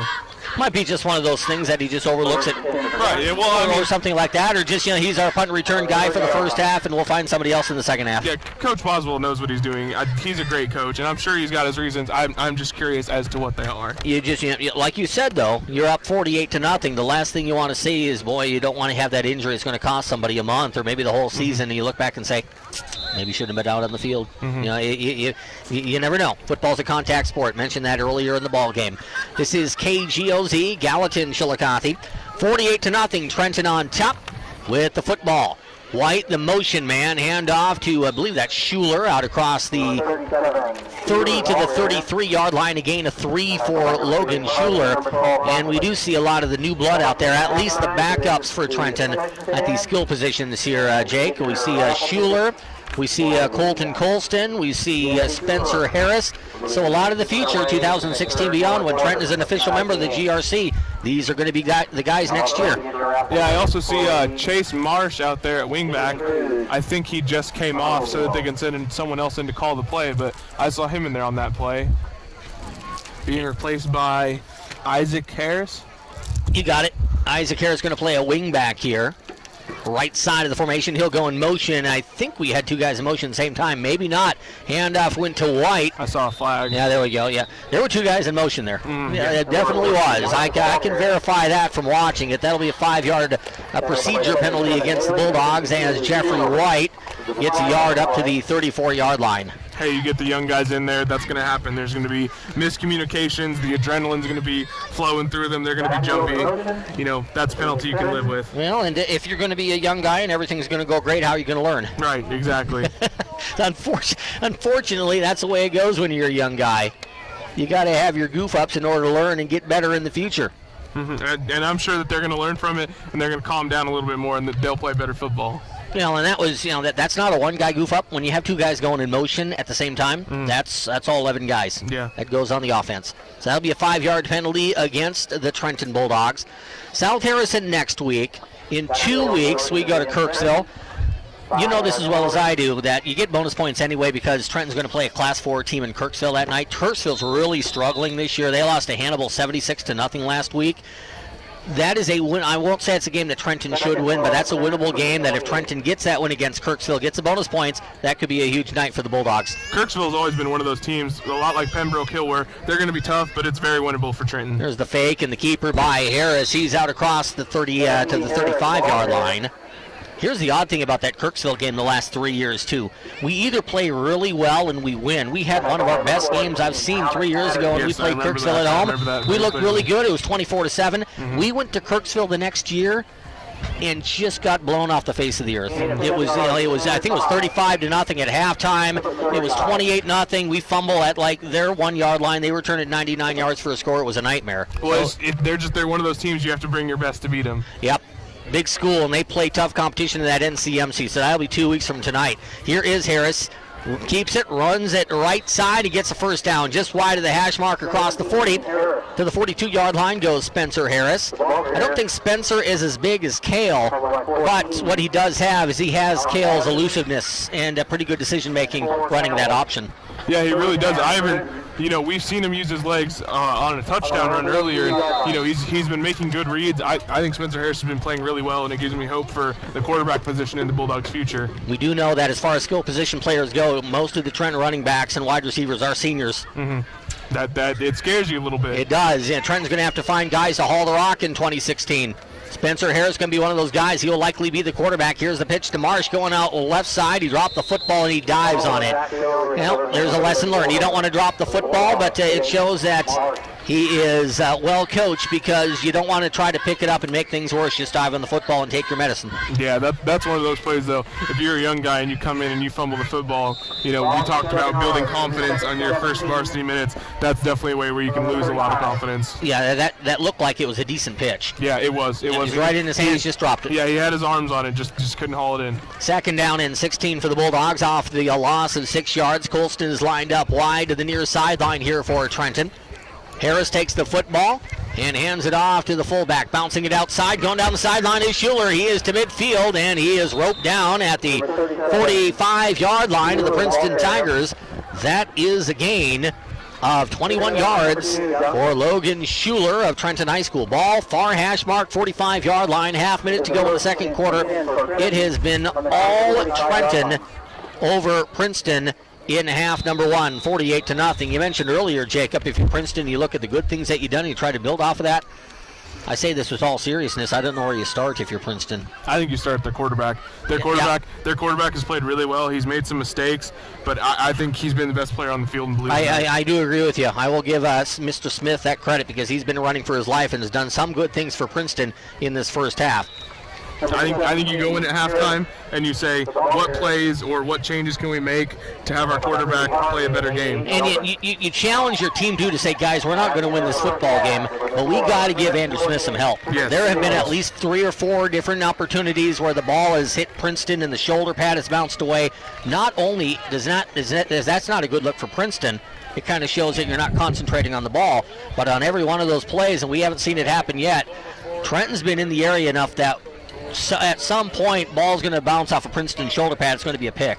Yeah, he's your quarterback of the future, and you've got to make sure that you've set up the right players around him, which it seems like they've gotten a good start on that. And also, you got to make sure that they're playing with the way they're capable of playing. And if you're Princeton too, this is a nightmare of a first half. It has not been a good first half for the Tigers. All that being said, it's 1/2 out of 9 regular season games. You can't have this be what your season is going to be remembered for. It's going to be a long night for Princeton. They're going to try to, get some moral victories, things like that in the second half. But Princeton has 3 more games in the GRC, and they're going to have to flush this one pretty quick by the end of the night. Yeah, and I mean, honestly, you can't even count them out of this game. I mean, their hopes of winning it obviously look bleak, but they could come out here in the second half and they could do what we've been talking about, play to their strengths, get their quarterback some good plays in, and they could stick it to the Bulldogs a little bit in the second half. And when you're young, things look worse than they actually are. So that's, I think, where Coach Gooden is going to need to build up the confidence of his team.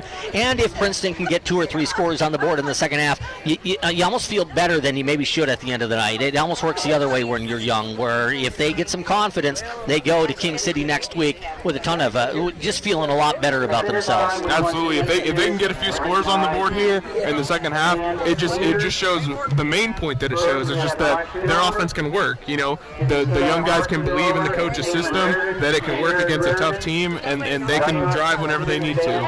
48-0, Bulldogs with the lead at the half. We'll take a 2-minute timeout. We'll be back with a halftime scoring summary next on Hot Country Z 101.7. Jalen, a member of the Lady Bulldogs softball team. They're in Columbia tonight. They will play in the Centralia tournament bright and early tomorrow morning at 9. We had actually talked about maybe traveling down there until I realized how tired I would be.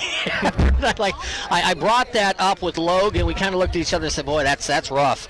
That would be rough having a football game tonight, getting there for a 9 o'clock game against Hallsville in the morning. So that's where the Bulldogs will be tomorrow. Here's the kickoff to Travis Leeper. Makes a man miss at the 25, stays on his feet to the 30, and he's out to the 35-yard line. Princeton made that a little bit squirrely than I think the Tigers wanted to, as Leeper broke at least 4 or 5 tackles on that kick return before being brought down by Garrett Enrights. Well, we talked a little bit before halftime about Leeper still returning punts. Now he's still in there returning kicks. I'm really wondering whether they just didn't have anyone else practice returning, or whether they don't have a backup. I'm sure they do. But and maybe I will ask Coach Boswell about that at Dog Bites next week. That might be a good thing to ask. Jacob is no longer on the team, so he feels like he's an authority on this subject and can ask this question without being yelled at.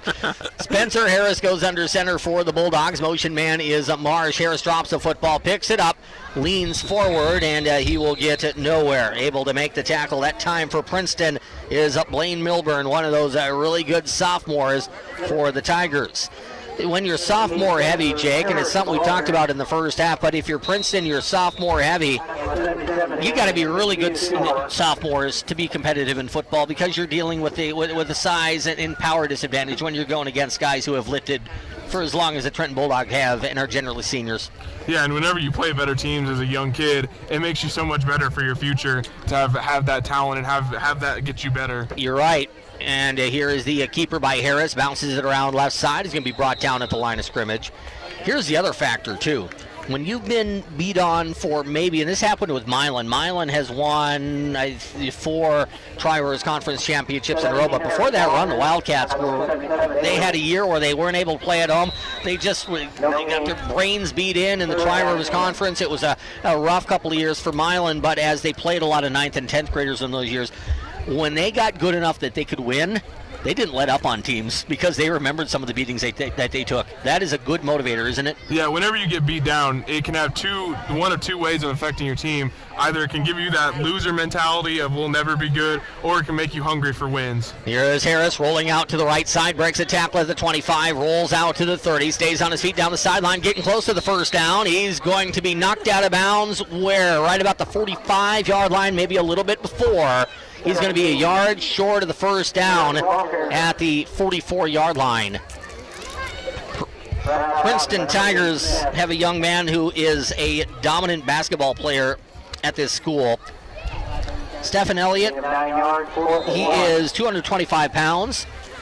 Can you tell he's 6'9" when you look at that young man at right defensive end? Is that 63 out there? He's 63, 6'9". I don't know if I can tell he's 6'9", but he is definitely tall. He is tall.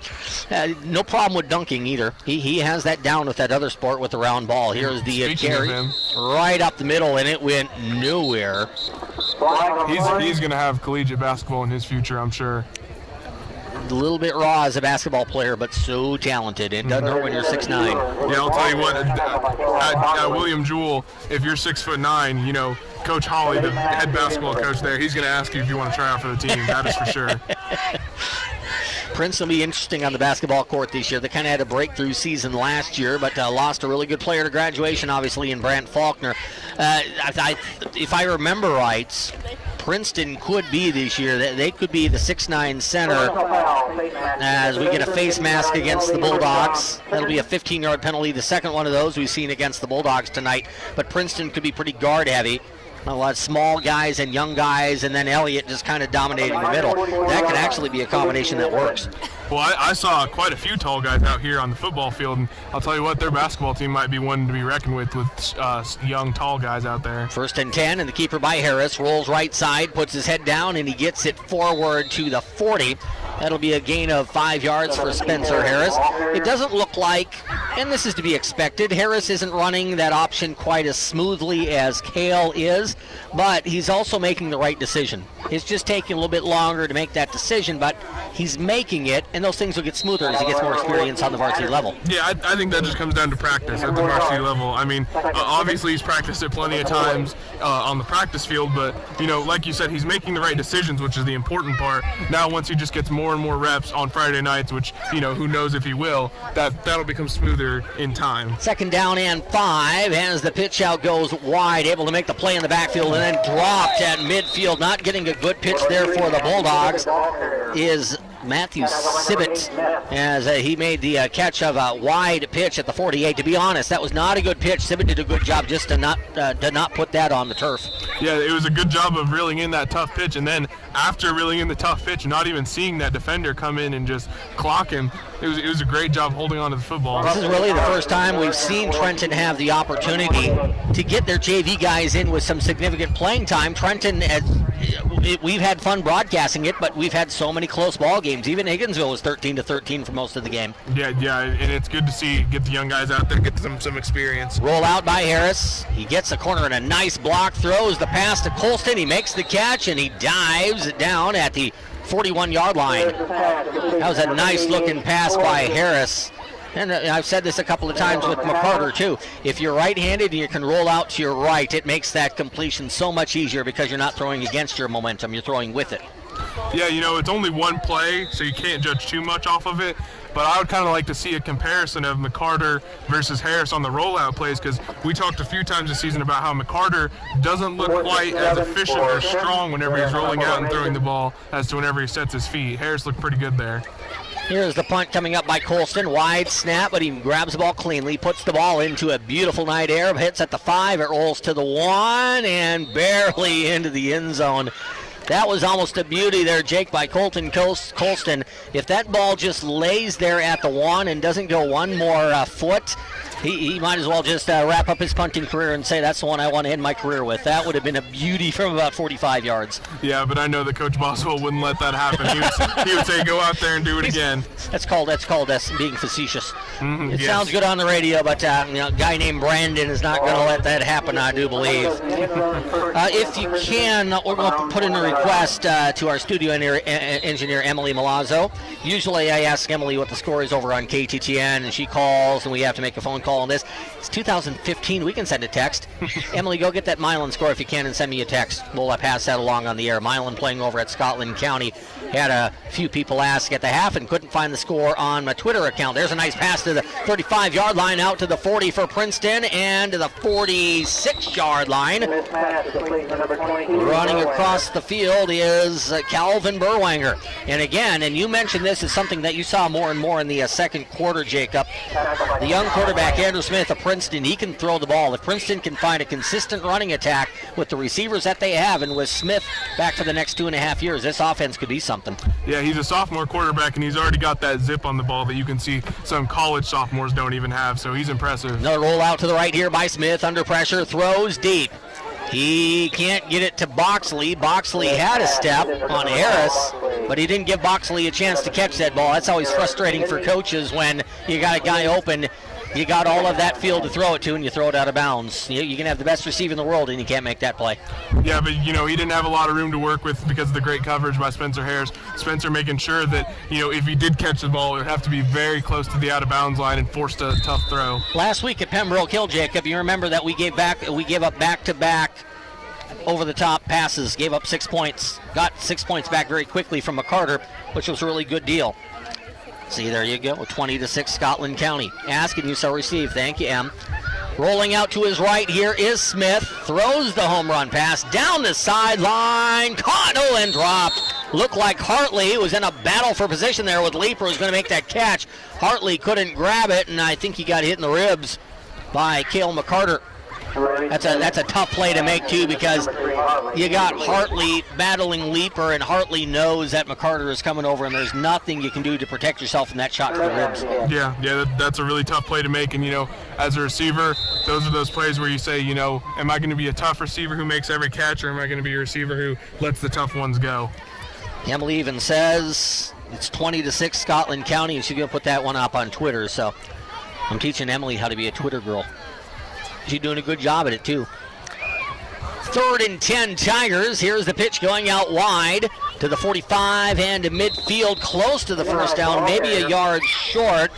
Will be number 18 for the Tigers, Garrett Enright. And that's a nice little play out of the shotgun when you're on that little lead option. That's a very quick play for Princeton, but it kind of hit Trenton very quickly, too, where it got the Tigers a quick 9. Well, it really looks like the Tigers are kind of doing what we spoke about, which is playing more to their quarterback. And, you run a simple little pitch option, and you make the defense focus on the quarterback, then you pitch it out. It works pretty well. So 20-6 Scotland County, the lead over at Milan right now. Here's the keeper by Smith. Breaks a tackle, showed a good momentum. Then it got closed down by the Bulldog defense. Didn't get Smith to the turf, but slowed him up enough that his forward momentum was stopped. Cole Schilling, who had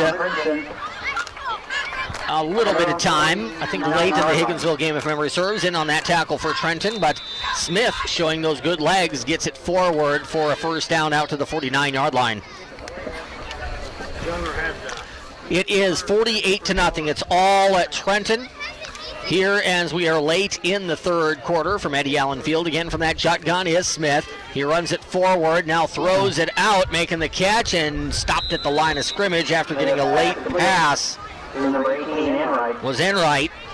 That was a dangerous pass. You kind of got some oohs and ahs from Jacob. What did you see on that play, buddy? Well, I just saw a great decision by the quarterback. He saw that he got wrapped up before he got a chance to even read the pitch option and made a passing play out of it, and he played it pretty well. It also shows, too, that Smith, he has that, never gives up on a play. Yes, that's for sure. Tried to make something out of it. 2nd and 10 for the Tigers. Andrew Smith goes to the gun, looks left, throws left, a little low. That would have been a very tough catch, and it's incomplete. How happy do you think quarterback Smith is that he doesn't have Molinex or Ness chasing after him anymore? Yeah. That would be a long 4 quarters if you're Andrew Smith. Trenton has some good people out there right now, but they're just not quite as seasoned as the guys they're replacing. Got Dalton Berry and Cole Schilling, a junior and a sophomore, playing those DN positions right now. Trips to the left and twins to the right here. 5 in the pattern for the Princeton Tigers, and before the snap, we get a flag. As that flag flew, Cole Littlett's nose guard, he was flying in there. He was hoping that the play was live. He would have had a sack, but instead it's an encroachment penalty against the Bulldogs. 52 seconds to go in the third quarter. The only thing going against Trenton tonight, Trenton's been penalized 5 times. I don't There has to be a flag against Princeton. I just don't remember one off the top of my head. See, I don't think there are, because I don't think there's one in the first half, and I haven't seen one yet. If there was, I think there might have been a false start, but I can't say that for sure. I haven't marked one on my sheet. That doesn't mean there haven't been one, but I haven't marked it on the sheet. Here's a pass into the flat. Catch made by Hartley, and he has drilled one of the better hits tonight for the Bulldogs at the 44-yard line. It's all the way across the field. Leaper came up. He got a whale of a hit there against Hartley. Hartley's been hit hard now twice over the last couple of minutes. You know how I know that was a big hit? Because he got oohs and ahs. Over on the Bulldogs sideline, you heard him yelling all the way out here. Boy, it feels like it's a long way away over there on that far sideline from our location here. And we're not in the press box. We're a lot closer we could be here in the top row of the bleachers. As we come to the end of the third quarter, the score is the Trenton Bulldogs leading the Princeton Tigers 48-0. We're back with the fourth quarter in 1 minute here on your home of the Bulldogs, Hot Country Z 101.7. Inventory reduction event going on now through Monday, September 28th at Barnes Baker Automotive Group in Chillicothe and Trenton. Stop by the biggest sale of the year. All excess inventory must be eliminated. Over 200 new and pre-owned Ford, Chrysler, Dodge, Jeep, Ram, Chevy, Buick, and many other makes will be priced to sell, regardless of profit or loss. Looking to trade in your vehicle? We'll give you cash on the spot. You don't even have to buy from us. Don't miss out. Take advantage of incredible savings like 0% financing for 60 months and low monthly payments. No price leaders and no gimmicks. In fact, no negotiations will be necessary. There's no question. It's the best savings of the year. The year-end inventory reduction event going on now through Monday, September 28th at both Barnes Baker Automotive Group locations. 1901 North Washington Street in Chillicothe and 1406 Oklahoma Avenue in Trenton. With approved credit on select models. See dealer for details.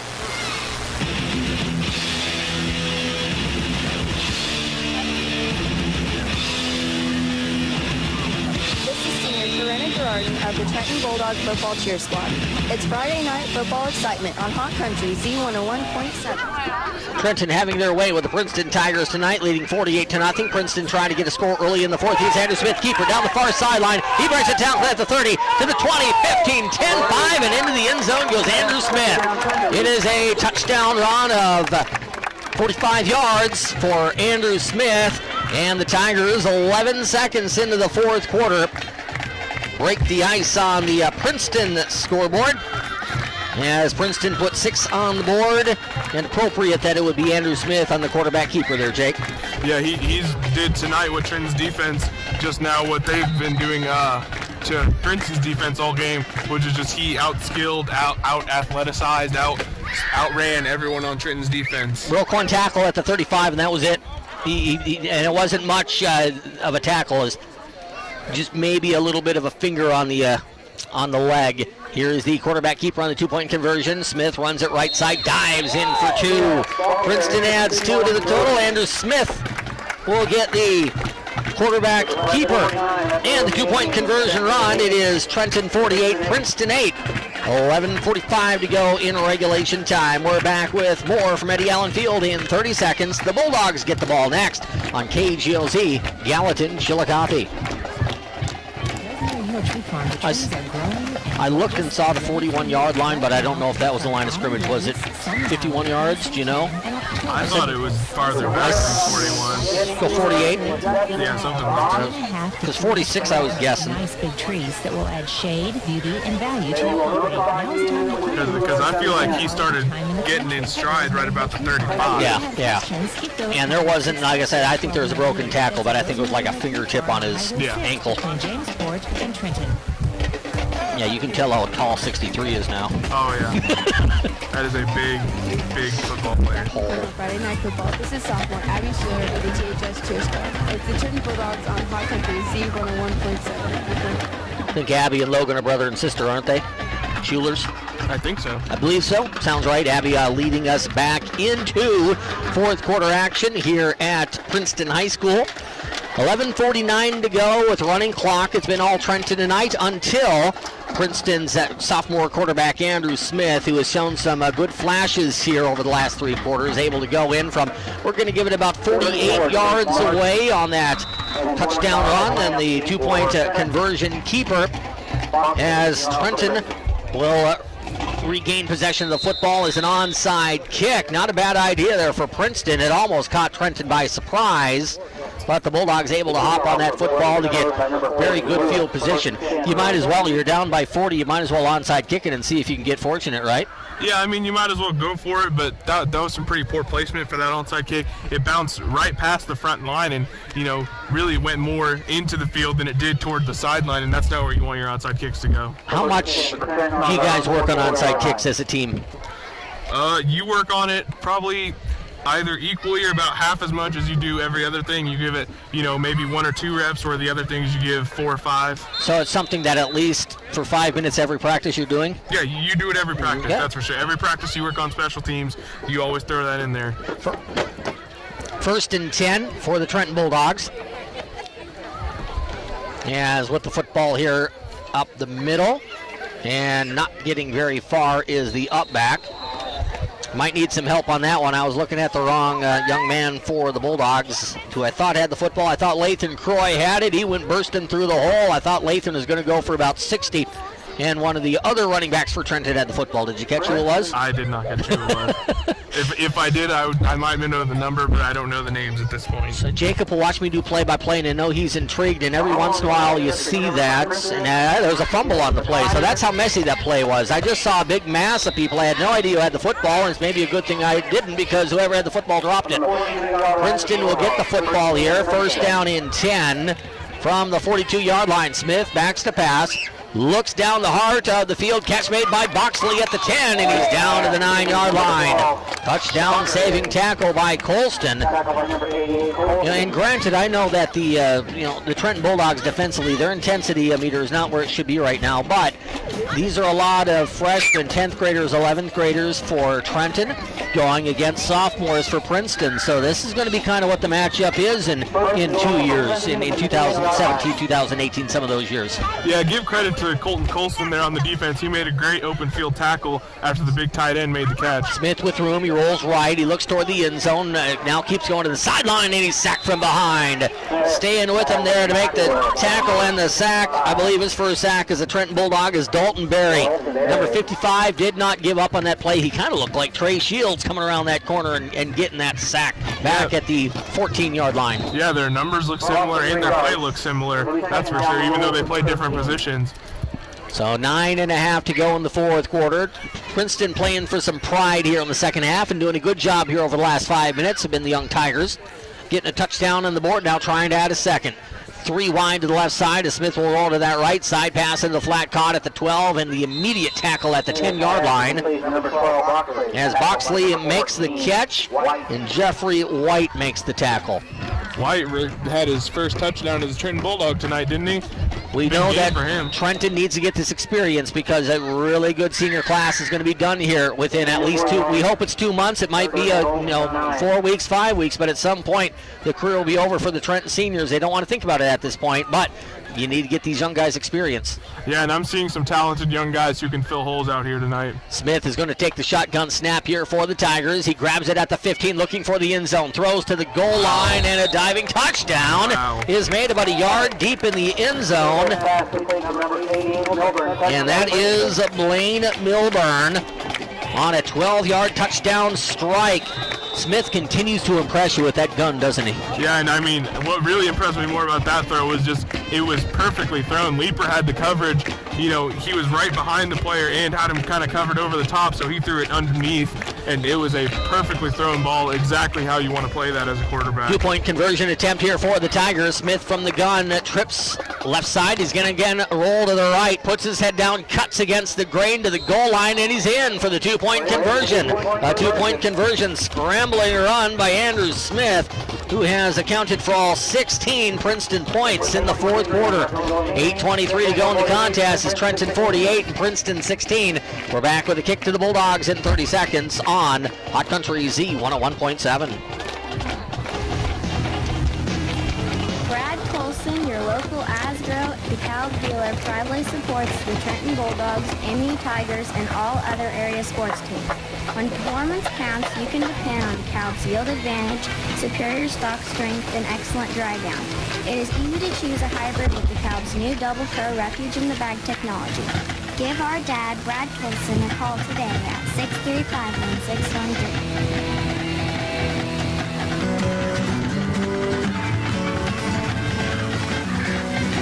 This is sophomore Thelma Guerrero of the Trenton Bulldogs football cheer squad. It's Friday night football excitement on Hot Country Z101.7. Princeton band loud playing the fight song for the Tigers as we come back from break. Princeton with 2 touchdowns and 2 two-point conversions in the fourth quarter. You know, it's a minor thing, but with a young football team, it can be a really big thing. King City on the horizon next week. There is an onside kick. It's going to be grabbed by the Bulldogs at the 45. Nice hands there by Trenton. And again, why not try it if you're at Princeton? As the Bulldogs hop on the onside kick at the 45, 8:21 to go in the fourth quarter. Now Trenton's going to win this game. The coach has got to be over there talking with these young guys saying, okay, we had a fumble, that's not good. Gave up a touchdown, that's not good. They want to see some better things at this point from the Trenton JV. Yeah, and I think one thing that I'm sure Coach Boswell is making a pretty clear point to these young guys is, you know, you're going to play these guys a lot. You're going to see them many years from now. Guys aren't changing much in the next 2 years. So you have got to play this team well. You've got to know what their strengths are, and you've got to play them well. Here's the handoff through the middle, a 5-yard gain for the Bulldogs. You know, you spoke at the beginning of the game. You said that it was rumored that this might be a trap game for Trenton. Mm-hmm. It hasn't been that tonight, but, you know, we've seen some shaky Trenton pass coverage this season, and obviously it could change from year to year, but if that's a pattern in years to come with this quarterback, that's what this game very well could be. You're right. The GRC is a heavy run conference, but if you have a guy who can pass, which they do, they definitely do. Dangerous. Second down and 5. As the handoff goes left side to Schuler. He's to the 30-yard line, and he's going to get there for a 10-yard gain in the first down. We're seeing not necessarily, well, yeah, we are seeing a good amount of starters back on the field here. I think, you know, this might be a little bit of a just kind of sit back and watch to the JV as not all the starters are in there, but Cotton's back in there. Schuler's back in there, who's kind of a part-time starter, is certainly the first substitute for Trenton. Burke's back in there. Leeper is back in there. I think kind of a point to the JV's being made by the coach, right? Yeah, Mullinex is back in there as well. And, yeah, that's something Coach Croy would do as well, is if the JV's not playing well in a game, even if you're up 48-16, he'll take you out. He'll put the varsity guys back in. Run to Berkey Bile, and that's about the 3rd or 4th time we've seen that fake to Leeper and then the run to Burke. Not necessarily with those 2 guys I mentioned, but that has been a dynamite play for Trenton. I got to think that's a new one in the playbook because I don't remember that at all from the first 5 weeks of the season. Well, it might not be necessarily a new one that they just put in, but it might be one that they're like, Coach Boswell this week in practice says, this is when we're going to start going to this week because we're going to try and throw our opponents off guard. Because you don't want to show everything until maybe the last month of the season. Yeah, I think that's exactly what's going on here. 1st and 10 from the 15-yard line for the Bulldogs. This is KGOZ, Gallatin, Chillicothe. Now we have the Trenton JV. Yeah, is that Dugan in there at quarterback? I think it is. Hunter Dugan. As the ball might be out. Yeah, Princeton's coming the other way of the football. There's a fumble, and it's going to be returned to that was almost returned all the way. That was dangerously close for Trenton to see a fumble and a return for 6. Returned out to the 30 for the Tigers. And Zane Hickman picks up that loose change. And that's the second fumble in the fourth quarter for the Trenton Bulldogs. We talked about it in the first half in a much different frame of mind. You want to have good habits. Good habits. This is not developing good habits for the Bulldogs. It might be, I'm sure, when the first quarter kicks off and it's homecoming next week, this will be forgotten and all those things, but you always want to have good habits. Yeah, especially for these young guys. You don't want your young guys going out there in a game like this and thinking, well, the game's wrapped up, we don't have to play that well or that hard. If you're a young guy, you got to go out there and you got to earn your spot and you got to earn your reps on Friday nights, so they have to play better. This might be at the end of the season. This might be all you're kind of known for is how you play in this game at the varsity level. Yes. Now, there's chances next year that you can change that, but you know, if you're a freshman or a sophomore, even just to yourself, right? Not just to the coaches. Which is always how is it working in your mind? If you and again, if you're young, things are worse than they appear, and they're better than they appear. When you're a senior, you're able to handle the ups and the downs a little bit more, but it's different when you're a freshman or sophomore. Yeah, and the high school football offseason is a long offseason, a lot of thinking about the next season, what you're going to do, what your role on the team is going to be, and it really makes you reflect to these moments whenever you got your varsity minutes, how well you played in them. I know the Royals are going for home field, so people are hoping that the Royals win, so this isn't real great news, but it was a pretty good night for the Royals last night. It's 3-0 Cleveland at the K, and the Royals have been no hit thus far. So there's your update from Kauffman Stadium. Here's a great ball game. I thought it would be a great ball game, and Lawson has come to play down at East Buchanan. It is 34-28 East Buck. I got to assume that's third quarter at this point.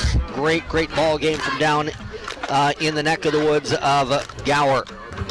At last check, 20-6, Scotland County leading Milan. It's 1st and 10 here for the Princeton Tigers. Andrew Smith again from that shotgun set, runs it forward. That is not Smith. I didn't think it was Smith. I was going to make sure to see if that was 8 or somebody else. Yeah, it is Alec Patterson.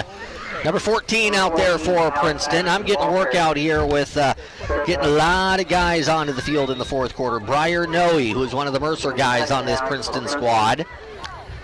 He comes onto the field to play. It's one thing we haven't seen for Trenton and have seen for Princeton in recent years, and that is the co-op agreement where Princeton co-ops with Mercer. And a lot of the Mercer boys have really helped out this Tiger program. Here's a rollout and a sack. Schuler chased down the quarterback Patterson from behind. He landed on Patterson, and Patterson might have taken that one in the ribs. He got up slowly and in pain, and now he's going to go back down to a knee. Coach Gooden going to head out onto the field. We've seen in this county, you might know where I'm going with this, Mercer and Princeton cooperative agreement. We've seen Hartley, we've seen Noe, a lot of Mercer boys have played for this Princeton team. I have heard nothing, and I assume because I've heard nothing about it that it's not going to happen anytime in the near future. Grundy R5 and Trenton having such an agreement.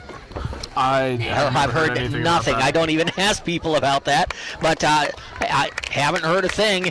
It might be the sort of thing, too, that if you do that, you have to add Grundy County's enrollment to Trenton's. That might push Trenton to a Class 3. Yeah, and that might not be in the best interest of the Bulldog football program. Yeah, that's one of those things whenever we talk about moving up a class where I've overheard conversations with the coaches, and that is one thing we don't want to do. Yep. That is a scary situation. We don't want to become a team like Chillicothe or Cameron where you move up a class and then... Boy, in football, that's tough sledding too, man. That Class 3 in football, that would be tough if you're the Trenton Bulldogs. Here's a little pitch out in the flat. Nice looking play by the Tigers. Oh, big time collision at the 40-yard line. That was some helmet-to-helmet action right there. At least shoulder pad to shoulder pad. Chase Marsh. Yeah, Taryn Clark, who's a freshman, got blown up there by Chase Marsh, who's a sophomore, but not before a 12-yard gain and a first down. That was a nice-looking play all the way around. The tackle was tremendous, and it was a nice-looking quick play by this young Princeton team. It was, and Chase Marsh was the running back earlier who had trouble with the pitch and had to just lay down on it, so a great play by him to get out there and not give up. Quarterback Patterson got banged up a little bit, still in the ball game. Good sign there. Gives the little pitch out, and stopped at the 44-yard line is the Princeton running back Calvin Burwanger. He picks up a yard. Give him 2 yards. It'll be 2nd down and 8 for the Tigers. 5:10 to go in the fourth quarter. 48-16. Trenton up by 32 points. It was kind of a name-your-score sort of first quarter for Trenton. The Bulldogs dominated Princeton. It looked like they could have scored 80 if they wanted to. It ended up being 48-0. Princeton has been able to get some pride points here in the fourth quarter. Patterson back to pass, throws the ball to the flat ball, tipped up in the air and incomplete. We talked about that at halftime, Jacob. That tip ball drill, and we've seen Princeton do that about 5 or 6 times. That is dangerous when you start tipping that ball off your shoulder pads and your hands in the middle of the linebacking core. Yeah, the tip ball drill is never usually a good thing for the offense. The tip ball drill is mainly a defensive drill for that very reason. The coach loses breath. He grabs his heart. I feel bad for the coaches when they see that. That's the longest 3 seconds of the whole game. Oh, yeah, and for those receivers, that's the longest 14 seconds of the whole game as time seems to slow down. 3rd and 7 for the Tigers. Patterson from the shotgun. He has twins to the left. And he's going to pitch the ball out into that flat to the 45-50, cutting inside to the 45, down to the Bulldog 40, and spinning his way down to the 36-yard line for Princeton is Taryn Clark. You talk about guys who will be a factor against Trenton for Princeton in the GRC. Taryn Clark, number 23, 125 pounds. He's a freshman, and he has some speed. He has some elusiveness. Yeah, you had been talking multiple times about how Princeton is looking for that back to run their football team, and he could be the guy. Could be him. You put a little bit of weight on that frame next year as a sophomore. Maybe he's up to 150, 160. You never know. Here's Patterson, throws it into the flat, catch made, 30-yard line down to the 25, and brought down at the Bulldog at 22-yard line. He goes to, I think that was Logan Duncan, number 2. It is number 2 out there. Logan Duncan on the catch. For Princeton, we had a flag on the play as it lays on the field at the 29-yard line. 4.5 minutes to go in the fourth quarter. It is Trenton 48, Princeton 16. Haven't been giving the score nearly as much and had a couple of people call me out on that. So if I haven't been doing that in the second half, I do apologize. 48-16 the score. 4:28 to go in the fourth quarter. So Trenton's going to win this game. Certainly the first team offense and defense, they're going to have a ton of confidence going into homecoming next week. And homecoming is maybe the most fun week of the year at Trenton High School. Yeah, I think on the surface, you look at this game and you say, this is a great confidence builder for Trenton, and this is what they need, which it is for their starting team. As for their JV and their backups for the future, it's kind of one of those, you might be a little bit nervous for the future, but, I do see some playmakers out there, and I'm sure that Coach Boswell will develop them correctly. He's done a great job at that. You can't sugarcoat 16-0 in the fourth quarter. Right, you can't. That's the stat line. But with all that being said, you need to get these guys experience on Friday night. I know they're nervous. I know there's those things. You almost need to go through this just so they're better the next time out. Here's another pitch play to Clark, and he's brought down by Mason Owen. It seems as though every series, it's mainly the JV and the backups, but there's just like a few starters sprinkled in there. Every now and then. It says 5'9", 125 for Clark, and he's certainly not a big, heavy fella. He looks like he's bigger than 125 to me. Yeah, number 23. He looks like he's taller than 5'9", too. Yeah, and he's only a freshman. He passes the eye test, so to speak, as a young-looking athlete. Here's Patterson in the pocket. He's going to be ripped down by the Bulldogs. It looks like Schilling got a hold of the hips and ripped down the quarterback. Cole Schilling, the sophomore for the Bulldogs, in on that play. You start looking at guys for Trenton and say who's going to be a factor next year and who's certainly going to be a factor in 2 years. Cole Schilling's on that list. Yeah, I think that Barry, 55, is also on that list. He's made some great plays at the defensive end position. It'll be 3rd and 15 to go for the Princeton Tigers. 3:18 to go in the fourth quarter here from Eddie Allen Field. It's been a beautiful night. It is 65 degrees. It's been anywhere from about 69 to 65 all night long here in the heart of Mercer County. Roll out by Patterson with room. He's at the 50. Throws the ball down the field. Catch made at the 15 and down to the 14. On the pass reception go the Princeton Tigers. That was a beautiful pass by the quarterback. He put it right in there perfectly. Defensive back didn't have his head turned and dropped it right over the defensive back's head, right into the receiver's arms. I believe that was number 5 on that pass reception, Briar Noe. And he looked like he almost buzzed that ball right behind the Trenton earlobes. Yeah, he really did. And the defensive back even had his arms up, and he got it right in there. Great throw. You're expecting that ball to come in with a lot of height, and it wasn't. It was zipped. Mm-hmm. Yes, it was. Something must be in the quarterback coaching here in Princeton. They got some good ones coming up. This Patterson, he might be a factor at that quarterback position. Now talk about Smith. You kind of look at Princeton. Princeton's small enough where we liked what we've seen from Smith at quarterback. There's no guarantee he'll be a quarterback for the next 2 years because maybe they like him more at running back. He could end up being the running back that they find, and Patterson maybe improves. Double 2.5 times next year. You just never know. If guys are good enough to find the field, and Patterson looks like he has some ability, he'll find the field. Absolutely, and I think a perfect example of that is my college football team, Ohio State. They took Braxton Miller, Big Ten Offensive Player of the Year at quarterback, and they moved him to receiver, and just to help out their football team, and he's a great player. It's worked out really well for him. This could be a similar situation. Cardell Jones, JT Barrett, who should be starting there? JT Barrett, 100%. Cardell starting tomorrow. There's a pass into the flat, incomplete. Getting a shot to the hip at the 5-yard line for Princeton. His backup receiver, Cameron Giddings. He's another one of the sophomores for the Tigers. They're just like little flowers out there on the field right now for both sides. A lot of 9th graders and 10th graders. They need to grow. They need to get some water. This is the water that they're going to need to grow. Yes, absolutely. The experience is the water in this case. And, you know, I said that football is a long off season. That's where you grow. And then you really grow when you get the heavy lifting in weight room, January, February, March. Here's the rollout by Patterson, under pressure by the Bulldogs, being chased. He escapes pressure. He is out to the 20, 15, and brought down just short of the 15 at the 16-yard line. Nice looking open field tackle for Trenton High School's Lucas Clark. So Trenton has to look and say, okay, Princeton has all these sophomores. Who do the Bulldogs have as sophomores? We've seen Schilling, and now we see Lucas Clark, who's a sophomore.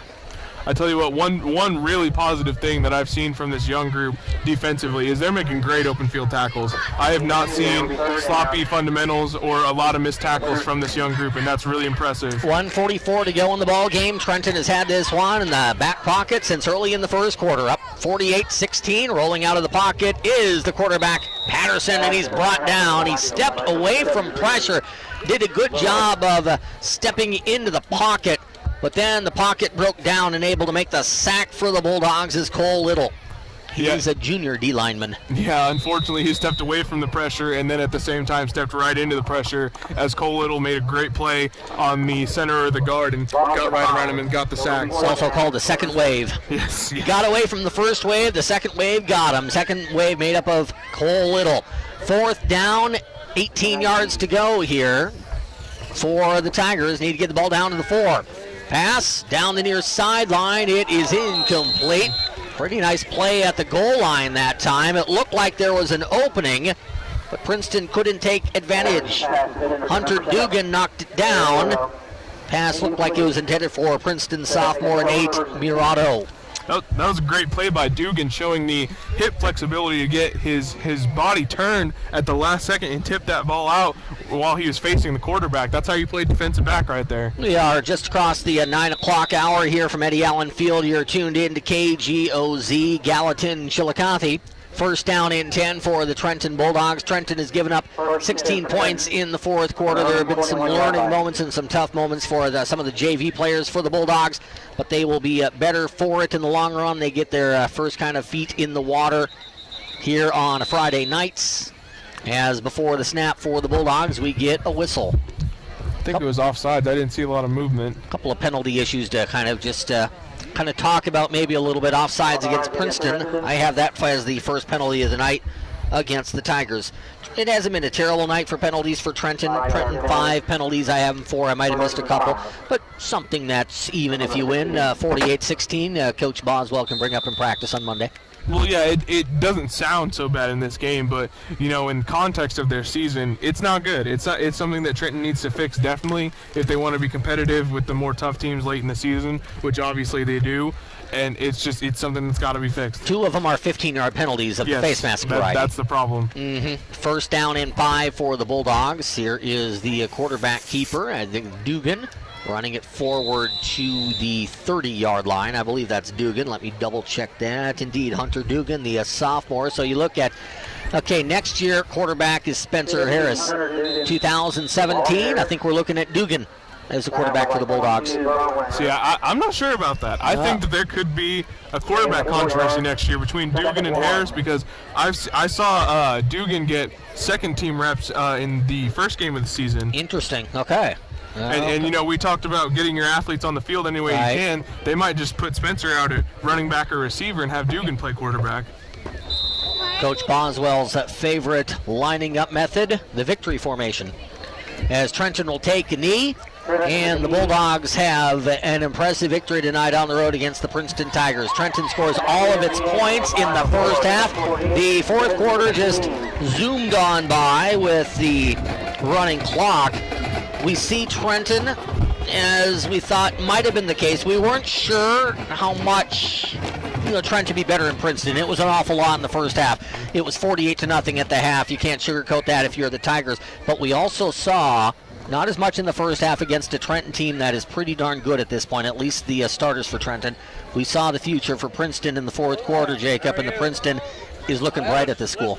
Yes. One huge thing to take away from this game for Trenton fans, and I hope they're listening closely, do not expect this from every game against Princeton. Princeton is a talented young team, and they're only going to get better. This is going to be a tough game for Trenton in the future in the GRC. I guess I'm not sure either because I haven't seen the GRC schedule next year. I think we look at it and say, okay, we'll host Princeton next year. I don't know if that's going to be the case because I think they're going to reset all the schedules for the first year of the new GRC.